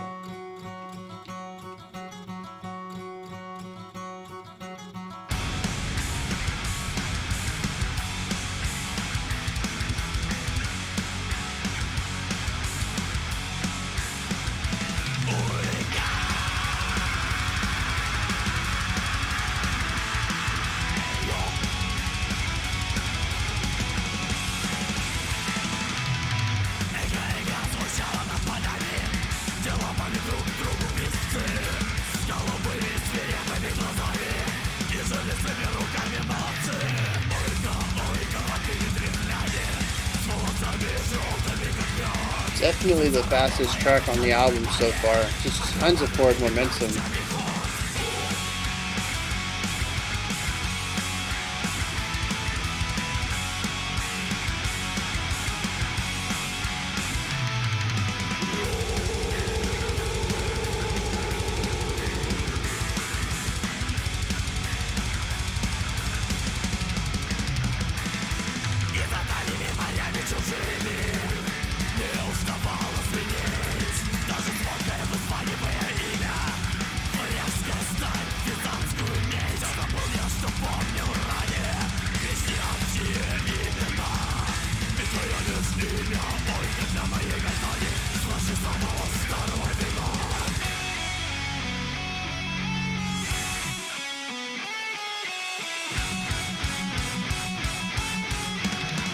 Oh, okay.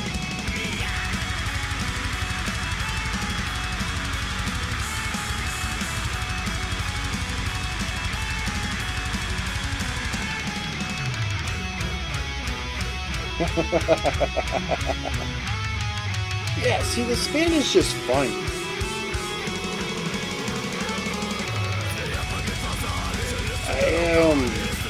Wow, this riff.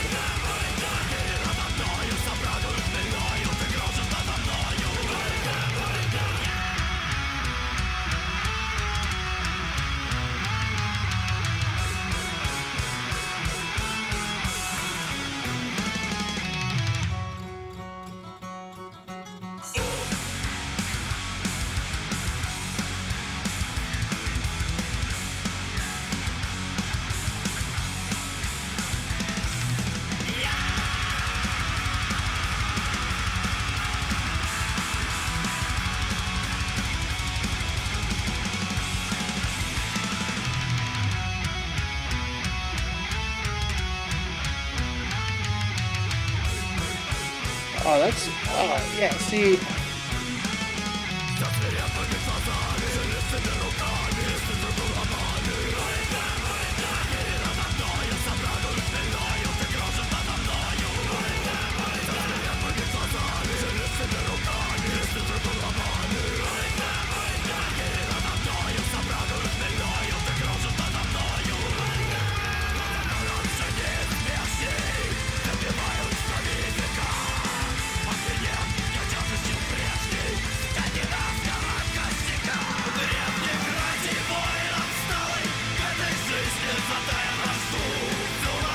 Yeah, lots of group vocals on this, whether it's cleans or harshes.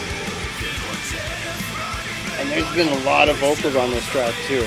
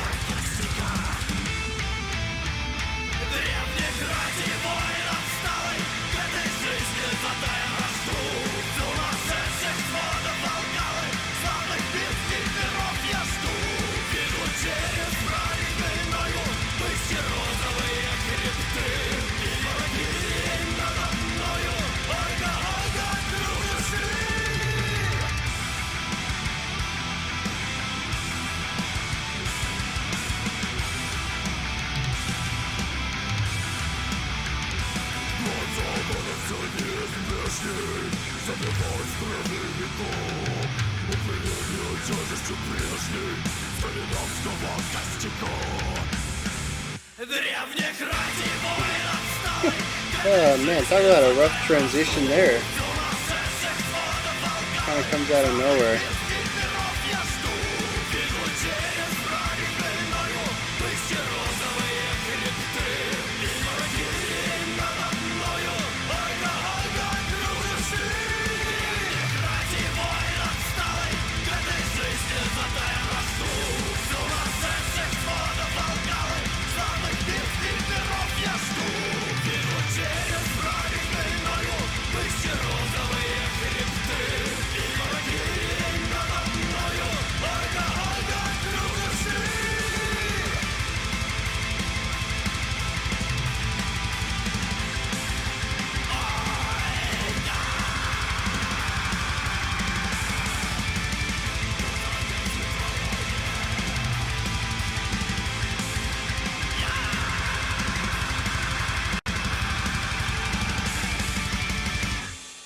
Oh, we didn't even get a last hit. Interesting.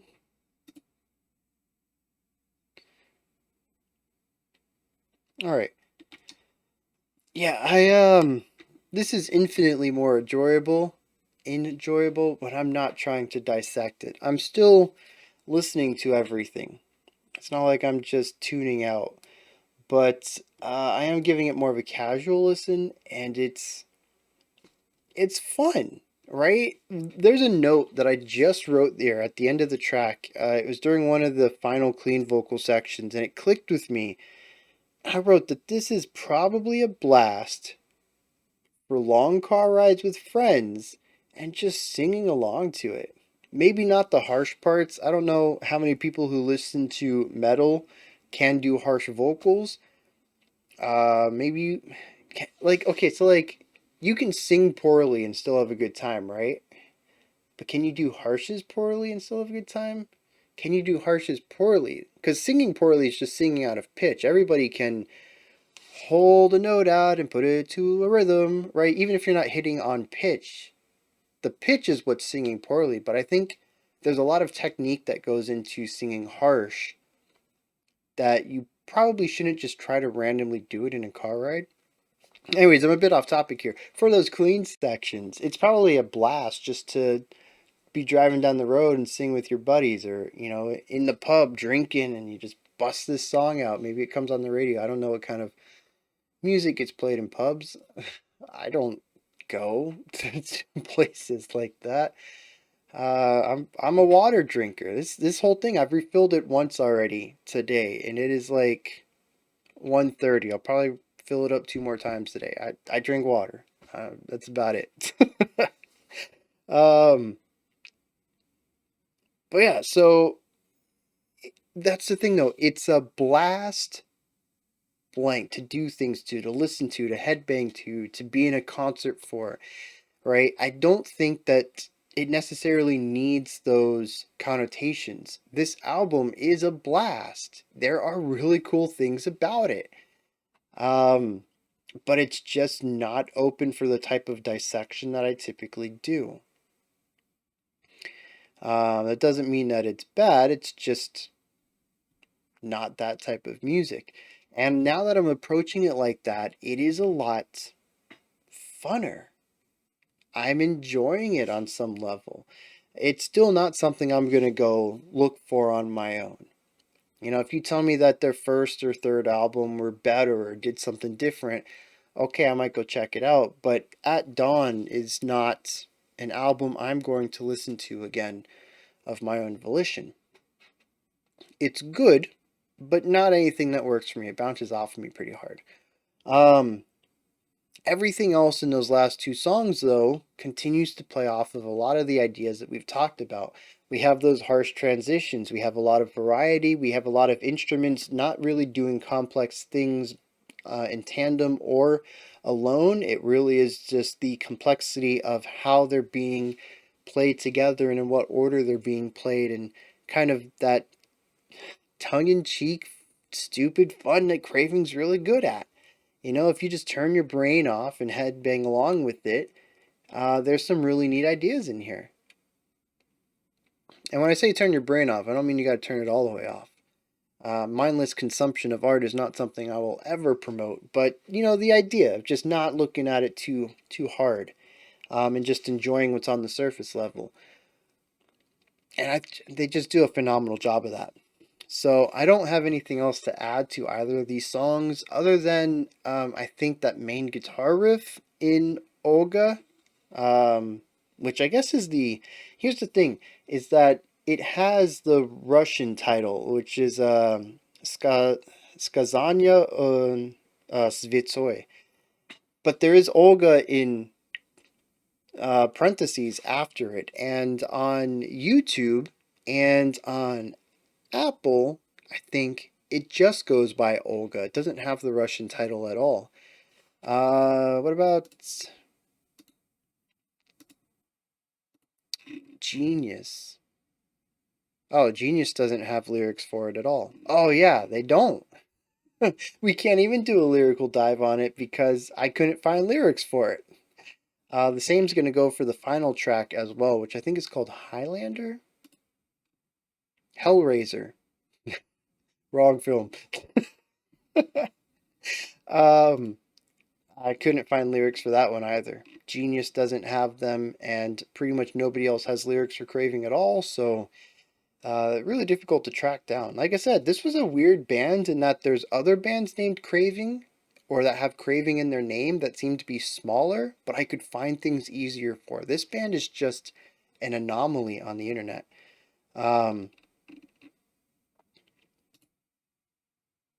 Oh, and what was that other one? It wasn't in Schwarze Flügel. It was in, I think it was in Die Nacht, hinein, where there was, towards the end of the track, they decided to keep the finger scrapes when the left hand is moving up and down the neck, and the friction between the skin and the string makes a noise, a shifting noise, a squeaking noise in some cases. And when it gets amplified by the distortion, sometimes it can be kind of cool.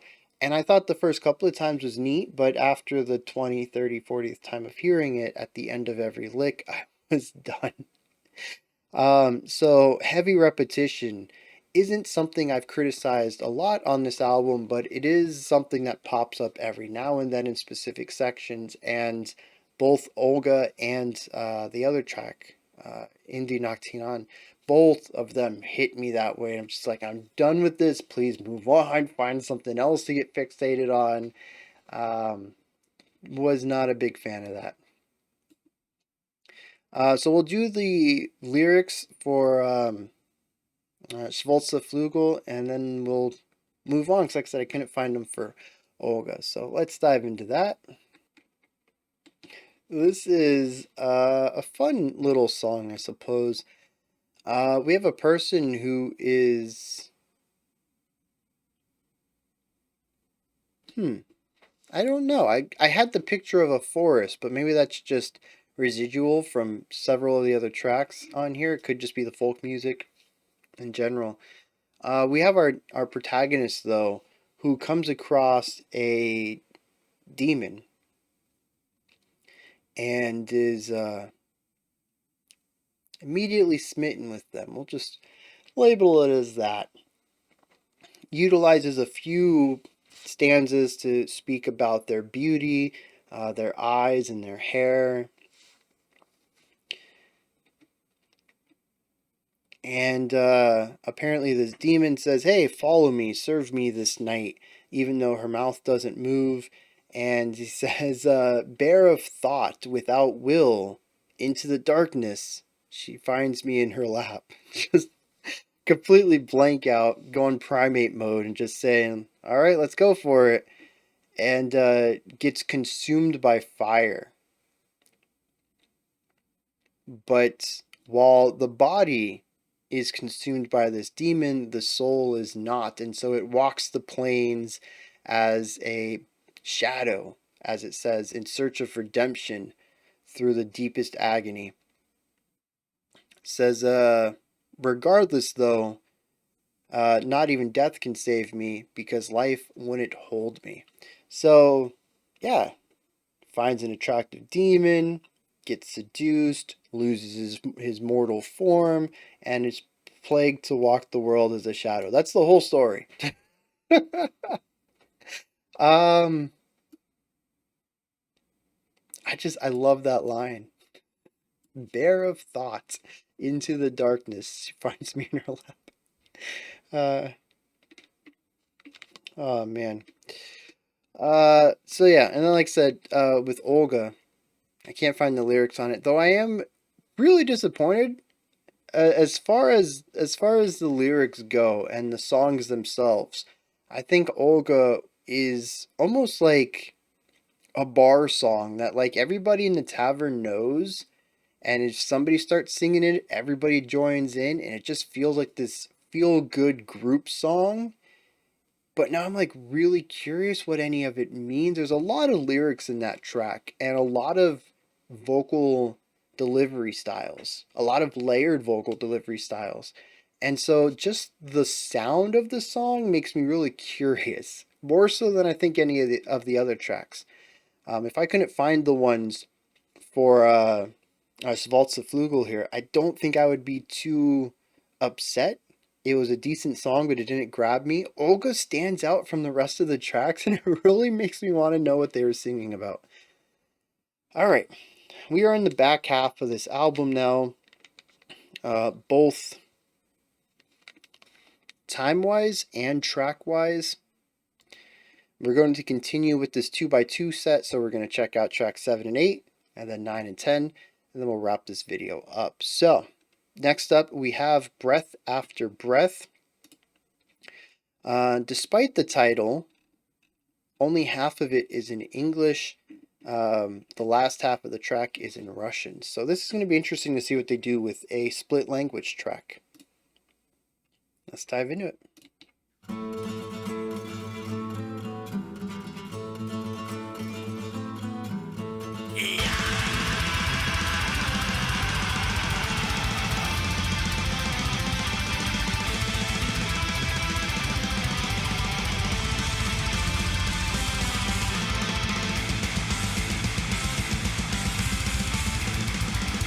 And so we got a really fast 3 or 6 going on here. It's driving a ton of energy. You heard that bass right there, maybe you didn't.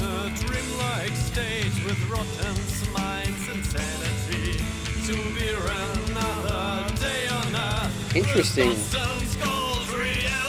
It's a very similar tempo, if not the same, but it feels less energetic.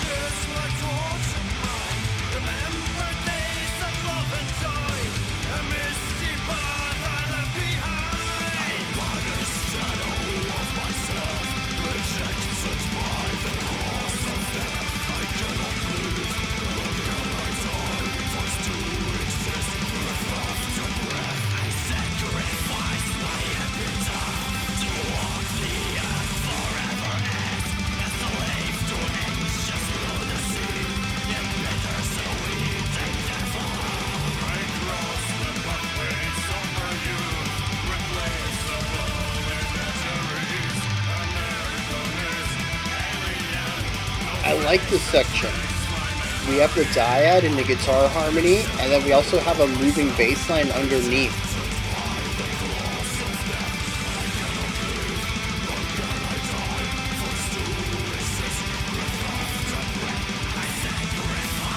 I think that's one of the most interesting guitar riffs so far in this style of single note playing.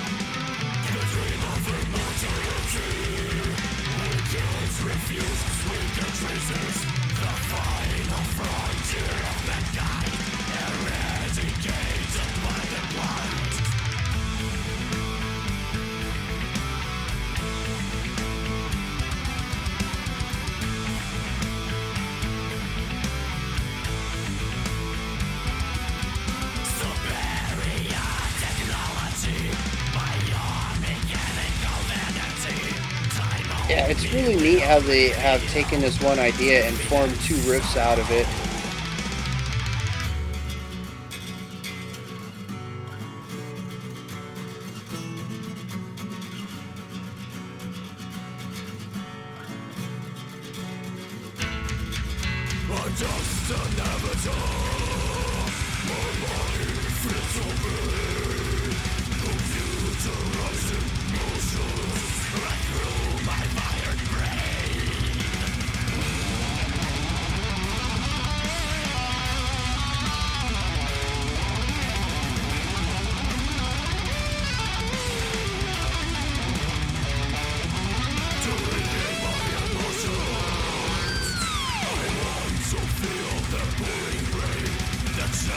We're still getting a lot of mileage out of this one riff.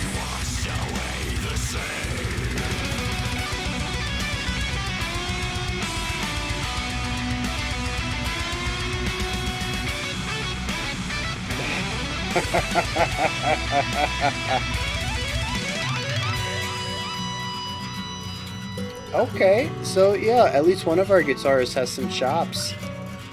So I'm gonna go with the other end of the spectrum I presented earlier, and that they just don't want to do solos like that in their music, and that is perfectly acceptable.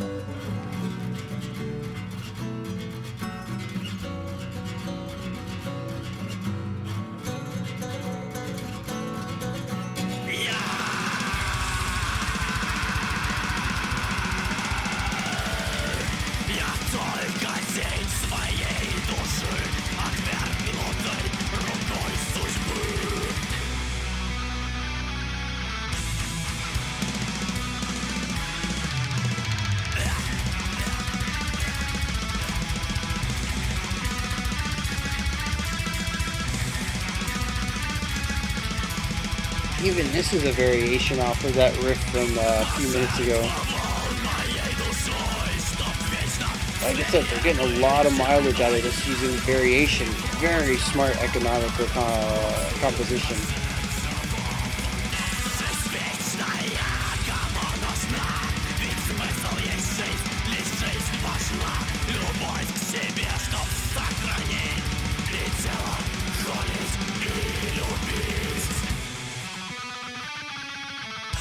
Идея посадить наш ум, замкнуть вглубь робота без слов.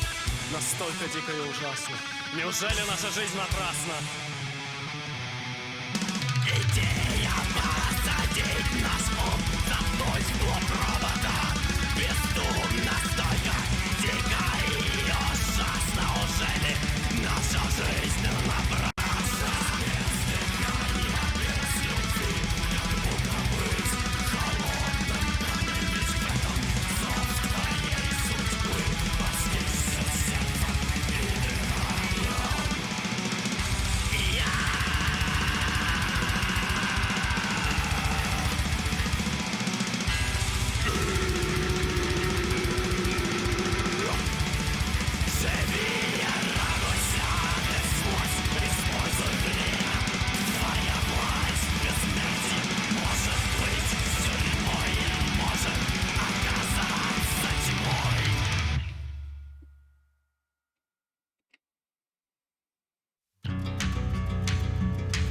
Ooh, what?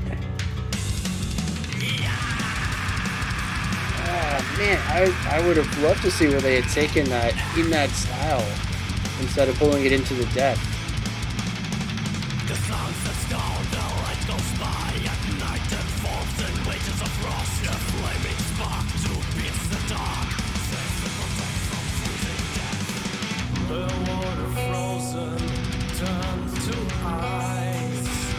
White blades of grass solidify. The water frozen turned to ice. White blades of grass solidify. Animals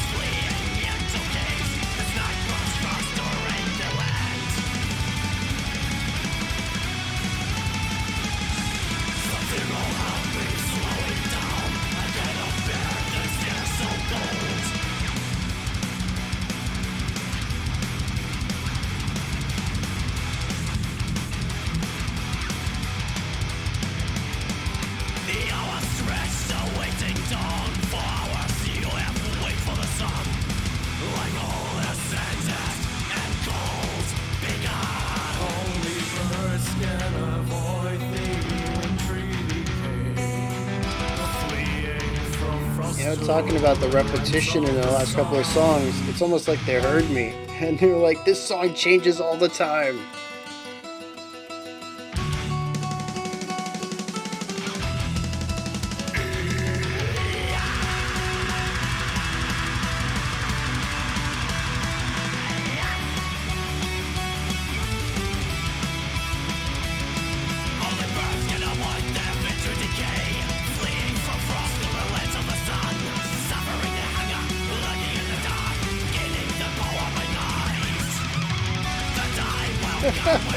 That was a nice use of the string slides.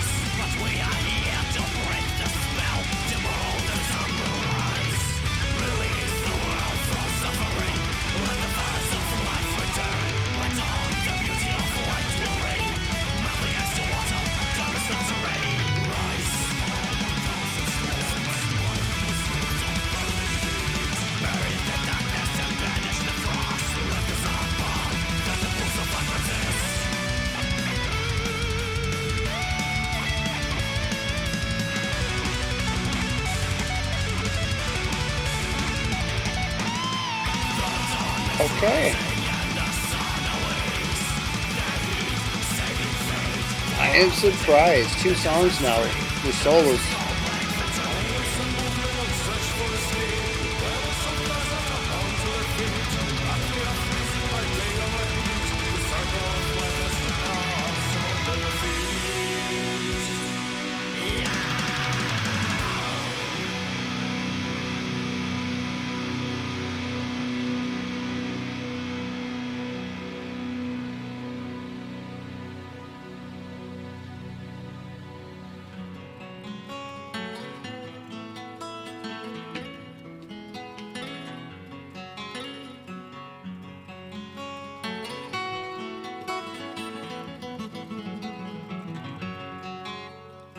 Yeah, okay.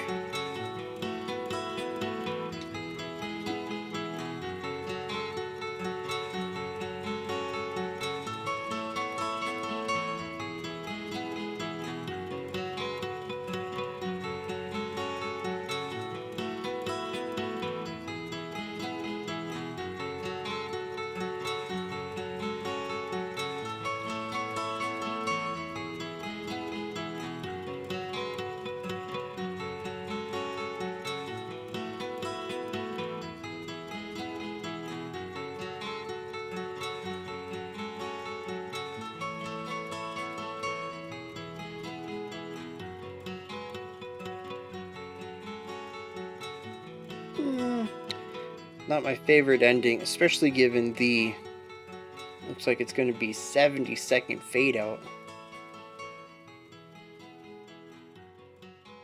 Yeah, full fade out too.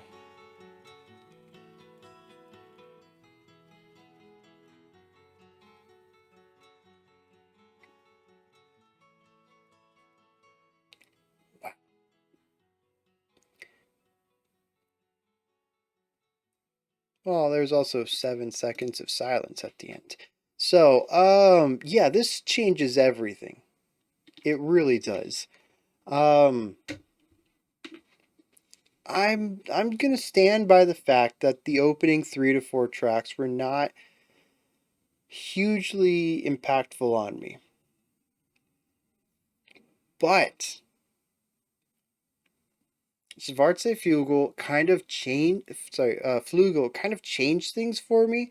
Olga was a drastic departure that utilized a lot of the same sounds in an interesting new way, full of energy and melodies and layering that we hadn't heard previously.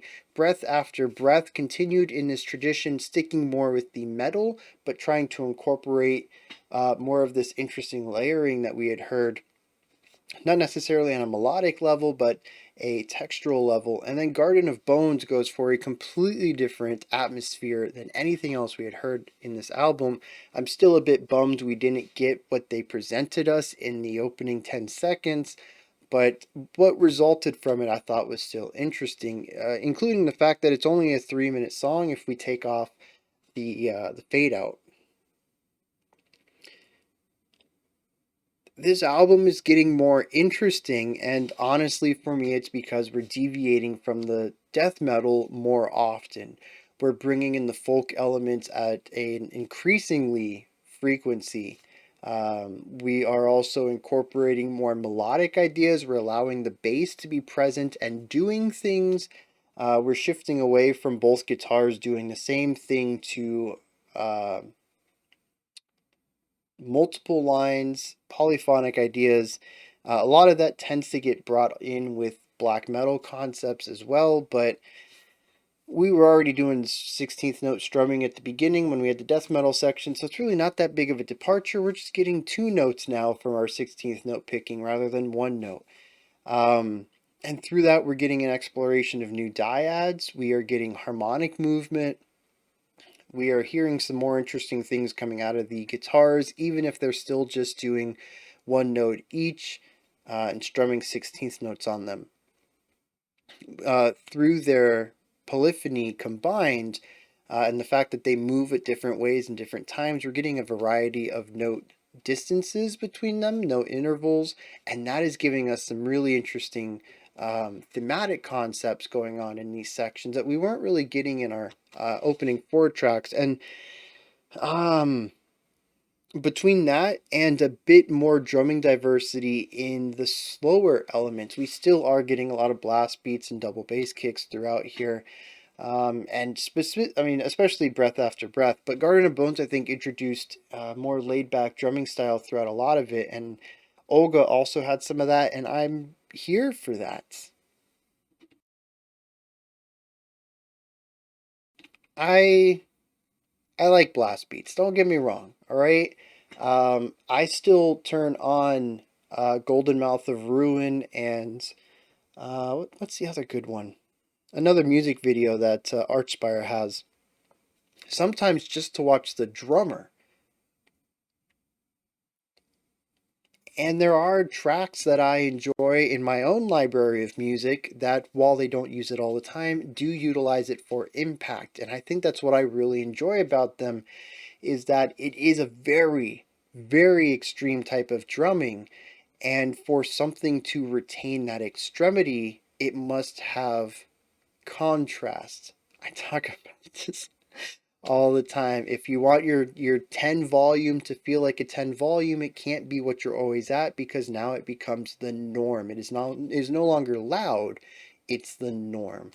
And so when we have blast beats throughout an entire album, when we're looking at stuff like black metal, it stops being this extreme component and just becomes the norm. And for specific black metal outfits, that absolutely works. There's a lot of black metal that utilizes the constant attacks to create a type of Zen state in the listener. Um, it becomes meditative as it becomes the noise in the background. But for something like this, where it isn't the constant state, but it is something that gets utilized a lot, it becomes the standard that everything gets judged against. So it never really feels like the impactful, intense moment that it should be.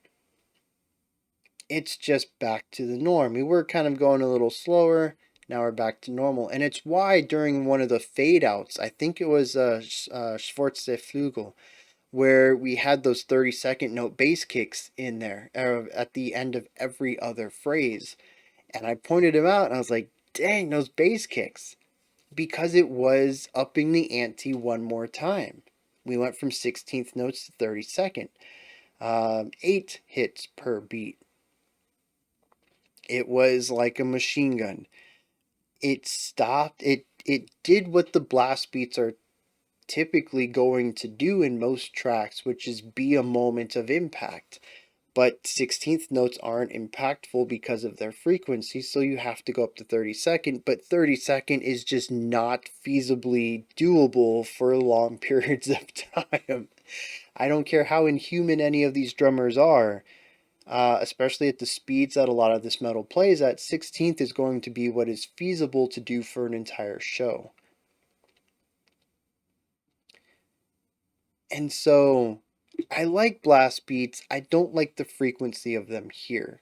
I do think they need to get pulled back a little bit, and we do get to see that in Garden of Bones. I really love the fact that the whole track seems to be withdrawn a little bit and says, well, what if we change up the atmosphere? And this song is a breath of fresh air for that. I'm not going to say that there's anything compositionally here that really stands out. The drumming is a bit slower, and that feels like a big shift. The guitar work kind of dances between some of the faster stuff, some of the slower stuff. But if we take the faster stuff as just whole notes and we get rid of all the attacks and we only focus on when they change notes, nothing really changes between their faster and slower writing. We do have some really neat melodies coming in on here, but we've had really neat melodies throughout the album. It really is a thematic thing about everything kind of slowing down at the same time, and the fact that we're getting to hear some different note intervals, which I think is super important for this track. I mean, for this album. A lot of what we've heard, especially in the first half, was both instruments playing the same, or both guitars playing the same note, and occasionally having some harmony, and it makes a lot of the album, to my ears, flat. So having a bit of contrast, of dynamic interval work going on in Breath After Breath and Garden of Bones here is just so relieving. And it's really making me enjoy the end of this album more. Contrast works in both ways. I mentioned that the blast beats aren't as impactful now because I've heard them so much on the album, but I've also heard so much of the monotony, of the flatness, of the general singularity in sound, that something like Garden of Bones, which I think would not be much of a standout in some other albums, is going to be in here. It is not a wildly diverse or complex or eclectic or complicated track, but compared to what we've been through so far, it is a massive departure, and I love it. It is, at this point, standing next to Olga, which I think is a bit of a standout and does do some interesting things that would stand out on other albums as well. And what I say by that is Olga stands out in isolation. If I was given Olga as a reaction, I think I'd have a pretty good takeaway on it and an interesting time breaking it down. But if I was given Garden of Bones, I'd be a bit underwhelmed. Garden of Bones works well in the context of the album. Olga works well in the context of everything. And so it's really interesting to me that we started the album more with a death metal focus, and as we shift more into black metal, begrudgingly, I'm enjoying it a lot more in contrast. And that's not to say that we don't have the melodeath influence here. Breath After Breath certainly jumps back and forth between the two. We've heard it a lot on the album, but I think it's more 50-50, if not leaning more towards the black metal elements now in the last few tracks than at the beginning, which felt to me to be death metal oriented with little breaks into black metal or having slight black metal influence in the death metal elements. And so it's really interesting to kind of see this album evolve over time from something rather simple and riffy into something that is looking to be a bit more complex harmonically. Even though the general idea of blast beats and 16th note picking hasn't changed, but the note selection and the note intervals are changing, and it drastically alters my relationship to the album. So yeah, let's hit some lyrics and see what's going on there. As mentioned, Breath After Breath is half in English and half in Russian. It speaks to somebody who kind of got a monkey's paw wish fulfilled regarding immortality. It's kind of a question of what's happening as far as the listener is aware. We start off the track, I woke in a dreamlike state with rotten mind's insanity to bear another day on earth, this constant cold reality. And can we just take a second to recognize the linguistic poeticism of everything going on? I don't know specifically the rhyming and um, the rhyme schemes or the what is the metric elements going into the Russian or the German sections. I don't know about their vocabulary either, but I'm going to assume that they're done just as well as the English, especially since the band's from Germany. I'm going to assume English is a second language. Russian may be a third language. German is going to be their primary, so I'm going to assume the German is just as well done as the English, if nothing else. The vocabulary on the English, like I mentioned, kind of it's a wide vocabulary.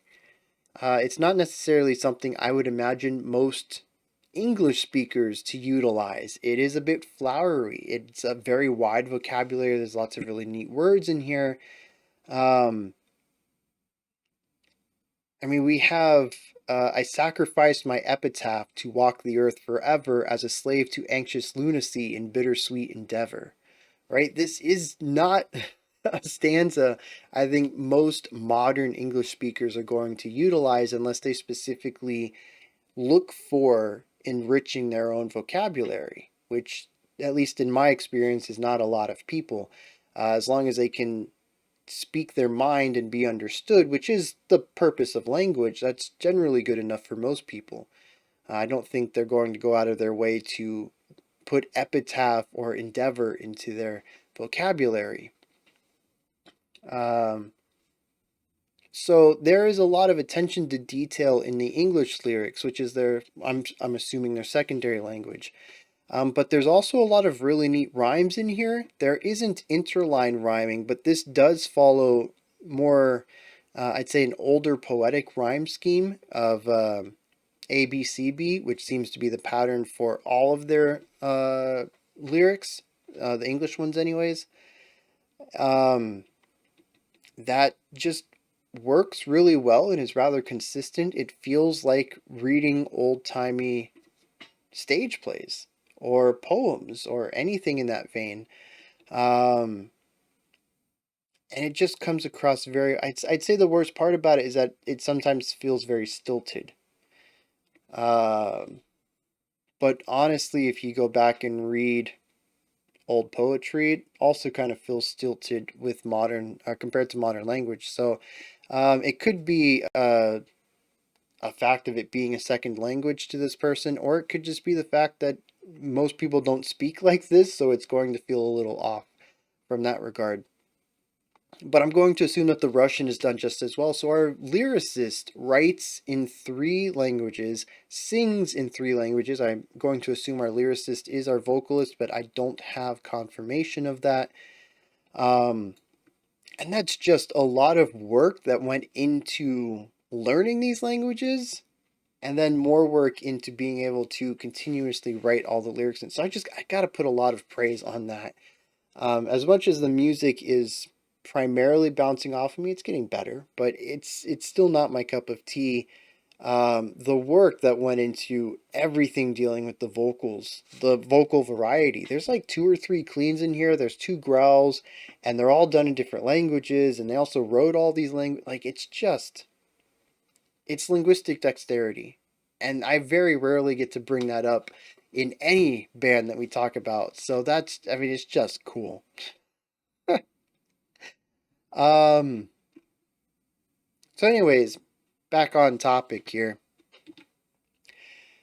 We have this person wakes up in a dreamlike state, they have insanity, and they're upset that they have to bear another day on Earth with a constant cold reality. Now, this is a bit of a foreboding thing, foreshadowing thing. The cold reality is something we'll figure out later, but right now you can just interpret it as that they're cold to the world. They don't want to be here. They have to bear another day on Earth, to take their words. And you can take that as just cold emotion, but in a twist, they're actually an android or an AI or some sort of robot, and that their cold reality is that they're metal. We don't learn that for like 6 stanzas, but I really love the way that's set up here, and just the fact that it's not their language, just, it's so good. So anyways, it talks about how they're immortal and they've gone forever and they're just a shadow of themselves and they have a tortured mind filled with images that they can't forget. They can't live, they can't die, they're just forced to exist. What's really interesting, I want you to take a moment to remember this. The track is called Breath After Breath, and there is a line in here. It says, I cannot live, nor can I die, forced to exist, breath after breath. But it keeps talking about this life that they're living. And we begin to get little tidbits of the reality.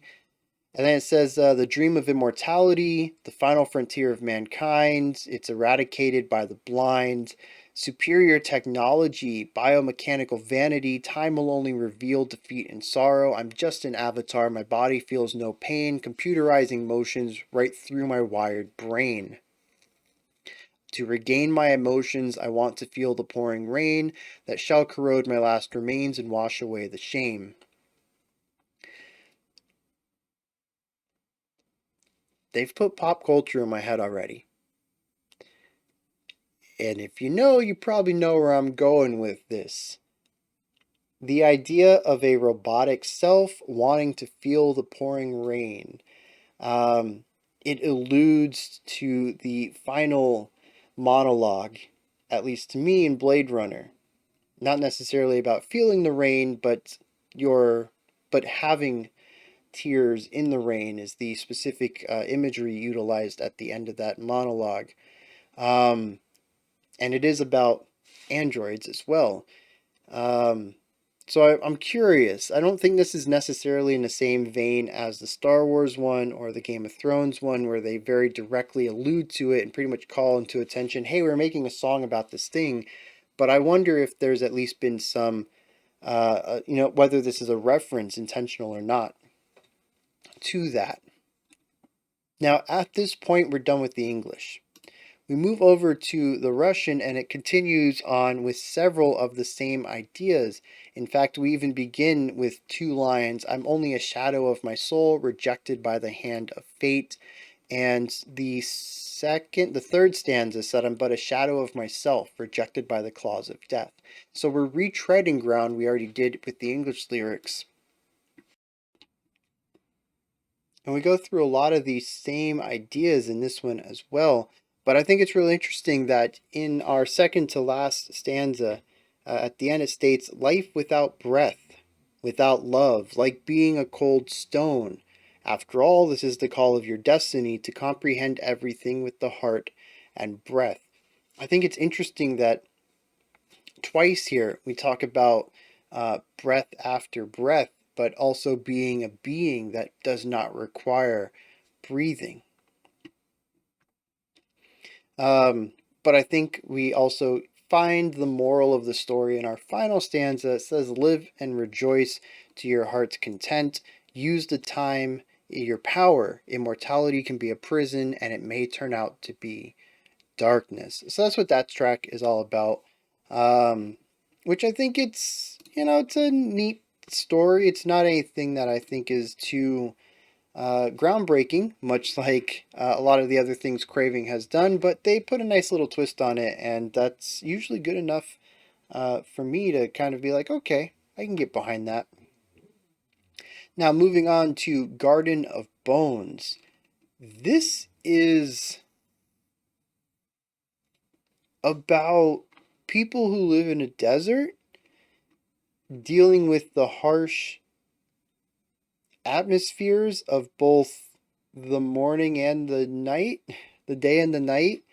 It talks about the flame of the day. In fact, the final stanza I think really covers all of this. It says, always in movement on the search for escape, the dwellers of desert are bound to their fate. In the dark they are freezing, by day they overheat the circle of life that they pass on their feet. And that's really what it is all about. There's a sunset that happens, and then sub-zero chills, and just the overall cold and freezing of everything.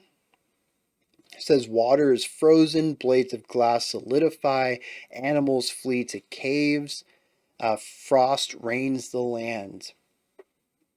And we talk a little bit about the night and how the frost affects everyone. And then we talk about the sun rising in the morning. It says, release the world from suffering. Let the fires of life return. By dawn, the beauty of light will reign. Melt the ice to water. Turn the snow to rain.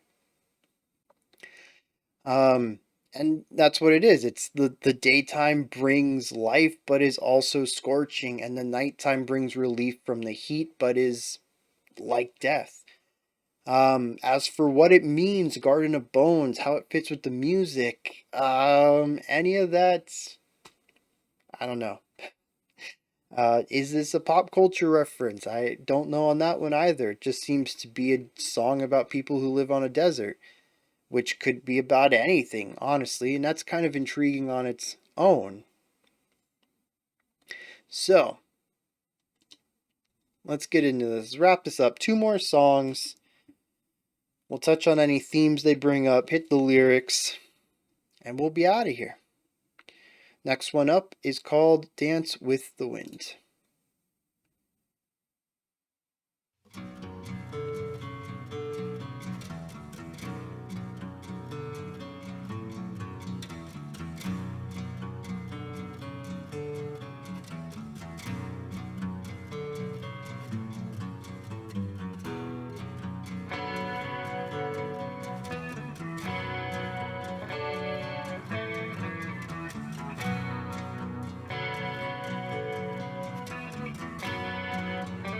Yeah, this is neat.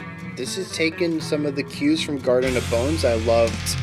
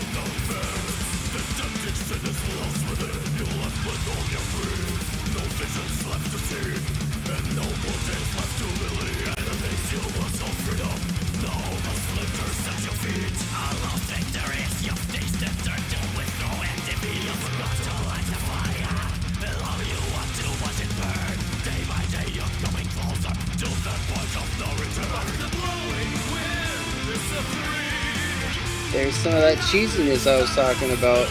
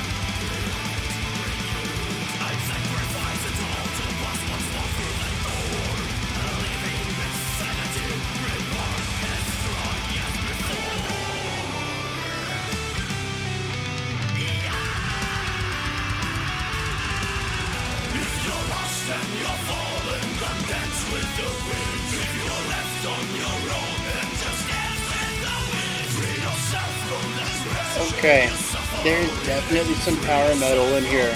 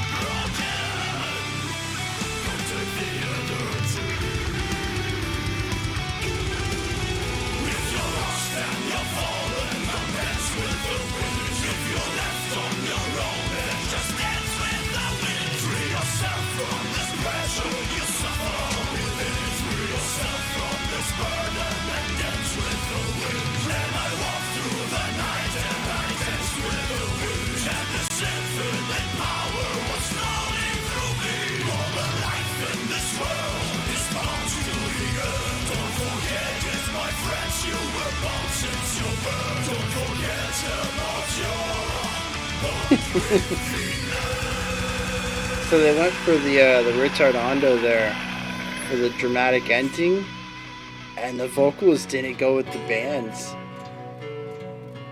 They ended up on the same page eventually, but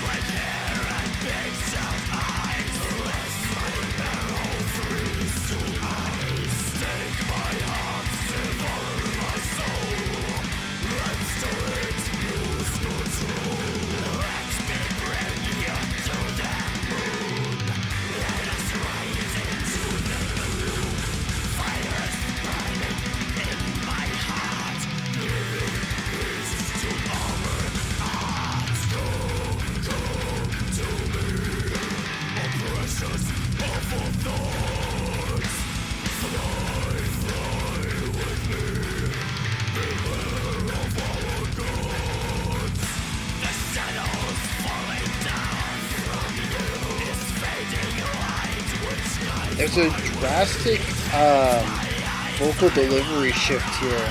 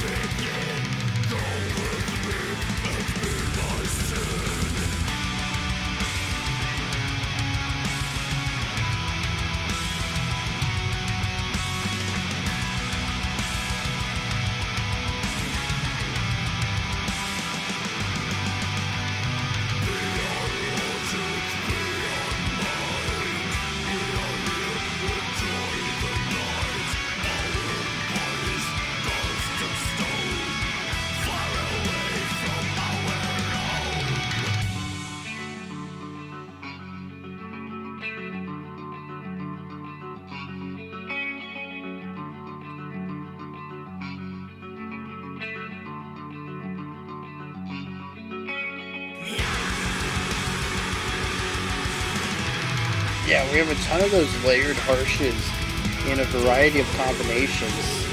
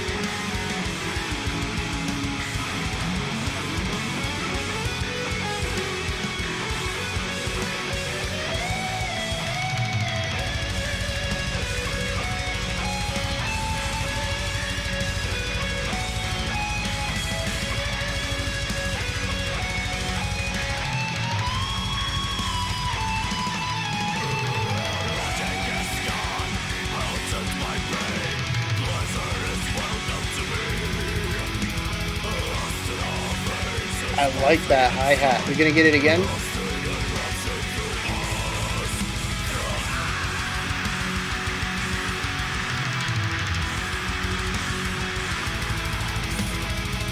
Yeah, I mean, it's just straight 16th notes, but it sounds so clean.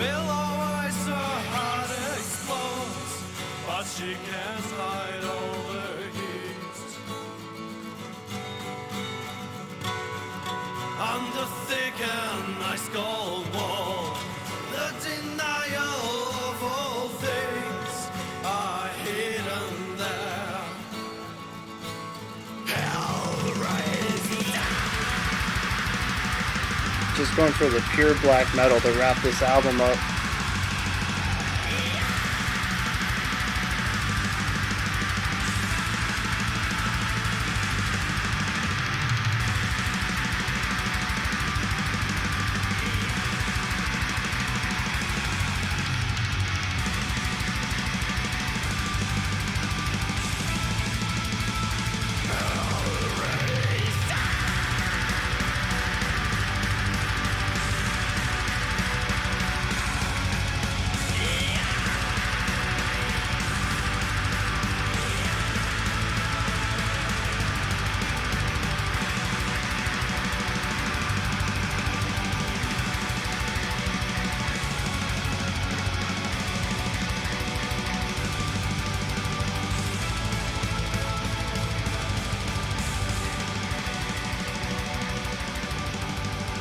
Alright, that wraps up this album.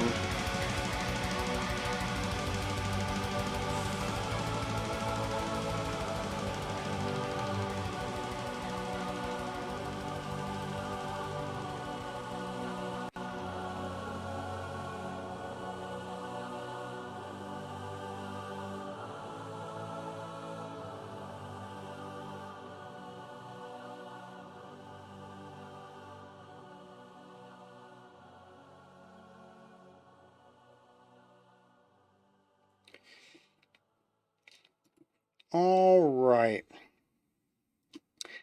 Yeah, the back end of this album certainly digs a lot heavier into the black metal aspect. We finished the entire album on pretty much pure black metal. And I think it's really going to stand apart for me as the middle third of this. Tracks 5 through 8 are really my highlights. 9 and 10 presented themselves to be too much in the black metal realm. 1 through 4 were kind of pushing too much into the traditional death metal. But there was a really nice moment in the middle here where I think they began to take things a bit less seriously and just really write some fun music. That worked for me, who isn't a big fan of the serious side of the other two styles. And I really liked the wild combinations that we had in the middle of the album, more so than the more rigid traditional writing we got in the beginning and end.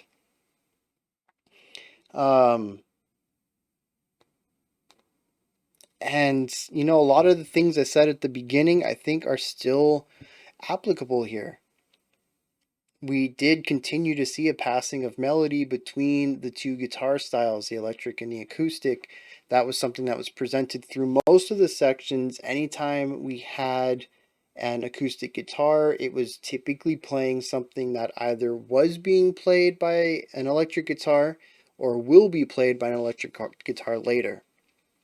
There are very few folk sections that did not end up being a variation on a metal section, is a takeaway on that. There's a lot of notes in here. Both black metal and death metal are branches from thrash. Thrash is a lot of notes. A lot of this album ended up being that, which to me is exhausting.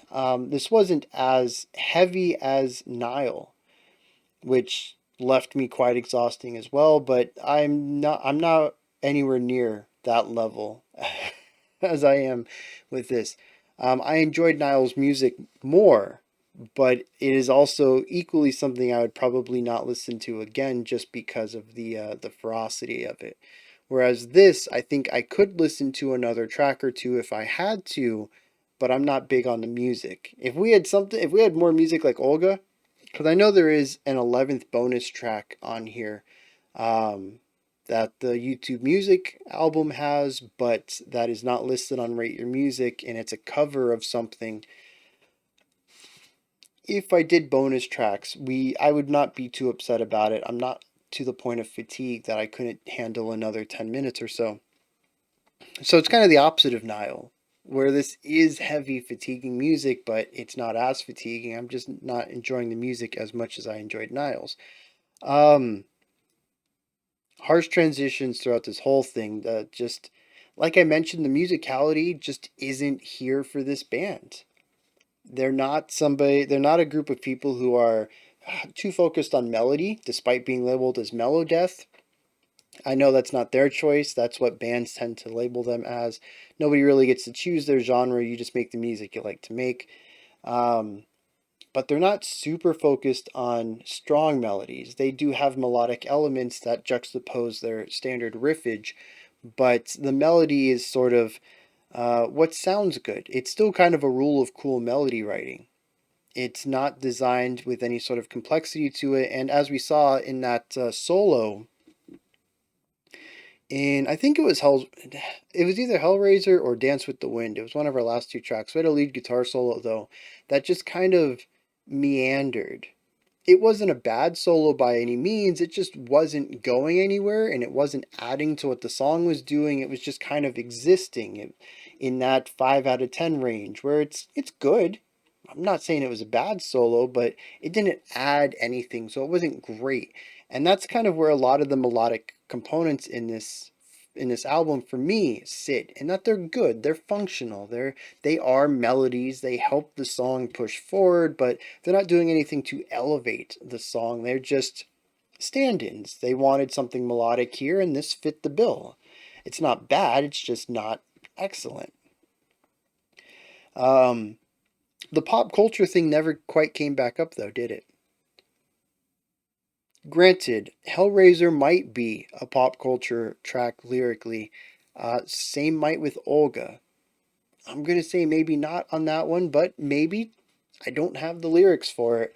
I tried to listen to the lyrics for Hellraiser because I don't have the lyrics for that one either, and there were some lines that could probably be attributed to the film, but I don't have the bigger picture to know definitively, so we have 20% of our tracks being about pop culture. So that really was not as big of a thing as they made it out to be, unless there's a lot of references in here that I missed.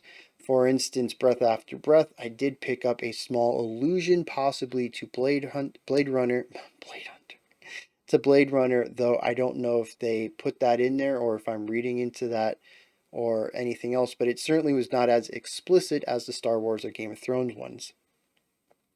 Kind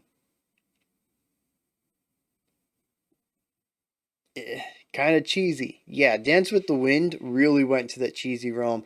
I'd even say Hellraiser kind of leaned into it a bit more, but in a different way. They kind of went into a more aggressive metal kind of cheesiness, whereas Dance with the Wind went to a power metal kind of cheesiness. But I still stand that a lot of this album is fairly cheesy in the best of ways, and that it is one of the more endearing aspects of the album for me. I still don't have strong emotional attachment to much of this. It still just kind of feels like metal, which death metal and black metal both put me in that mode. I just have a hard time reading emotions past the raw aggression of it. So I don't know if I want to put that specifically as a negative for Craving or just the type of music they play. But even the folk sections just kind of came off as fun folkiness, and I never really got any strong elements of storytelling out of them other than the raw, tropey emotion that they typically bring, much like metal tends to be aggressive or heavy. I still think that this is a fantastic album to throw in the car and jam with your friends too. And the ending did bring in more black metal elements, like I mentioned already. So yeah, that's all the notes I took.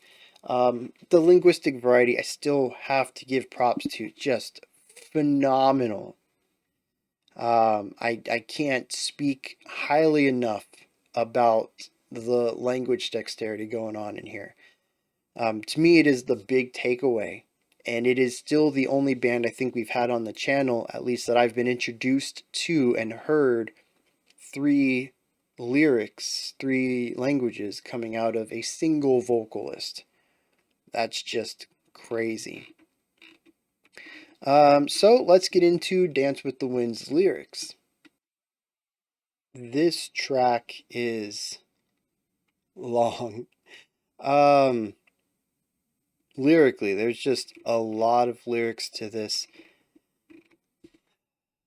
And honestly, aside from the generic ideas in here of just free yourself and be with the wind, kind of let go of your stresses, I don't really know what all to take away from this one. So that's going to wrap that one up. I don't have lyrics for Hellraiser, so that's the end of this video. Leave your comments in the comment section. Find the links in the description. Like, subscribe, ring the bell. Thanks for all that. And I'll be back tomorrow for the live stream. Until next time, remember to be critical, not cynical, of the music you listen to, and have a fantastic morning, afternoon, or evening whenever you choose to watch my videos.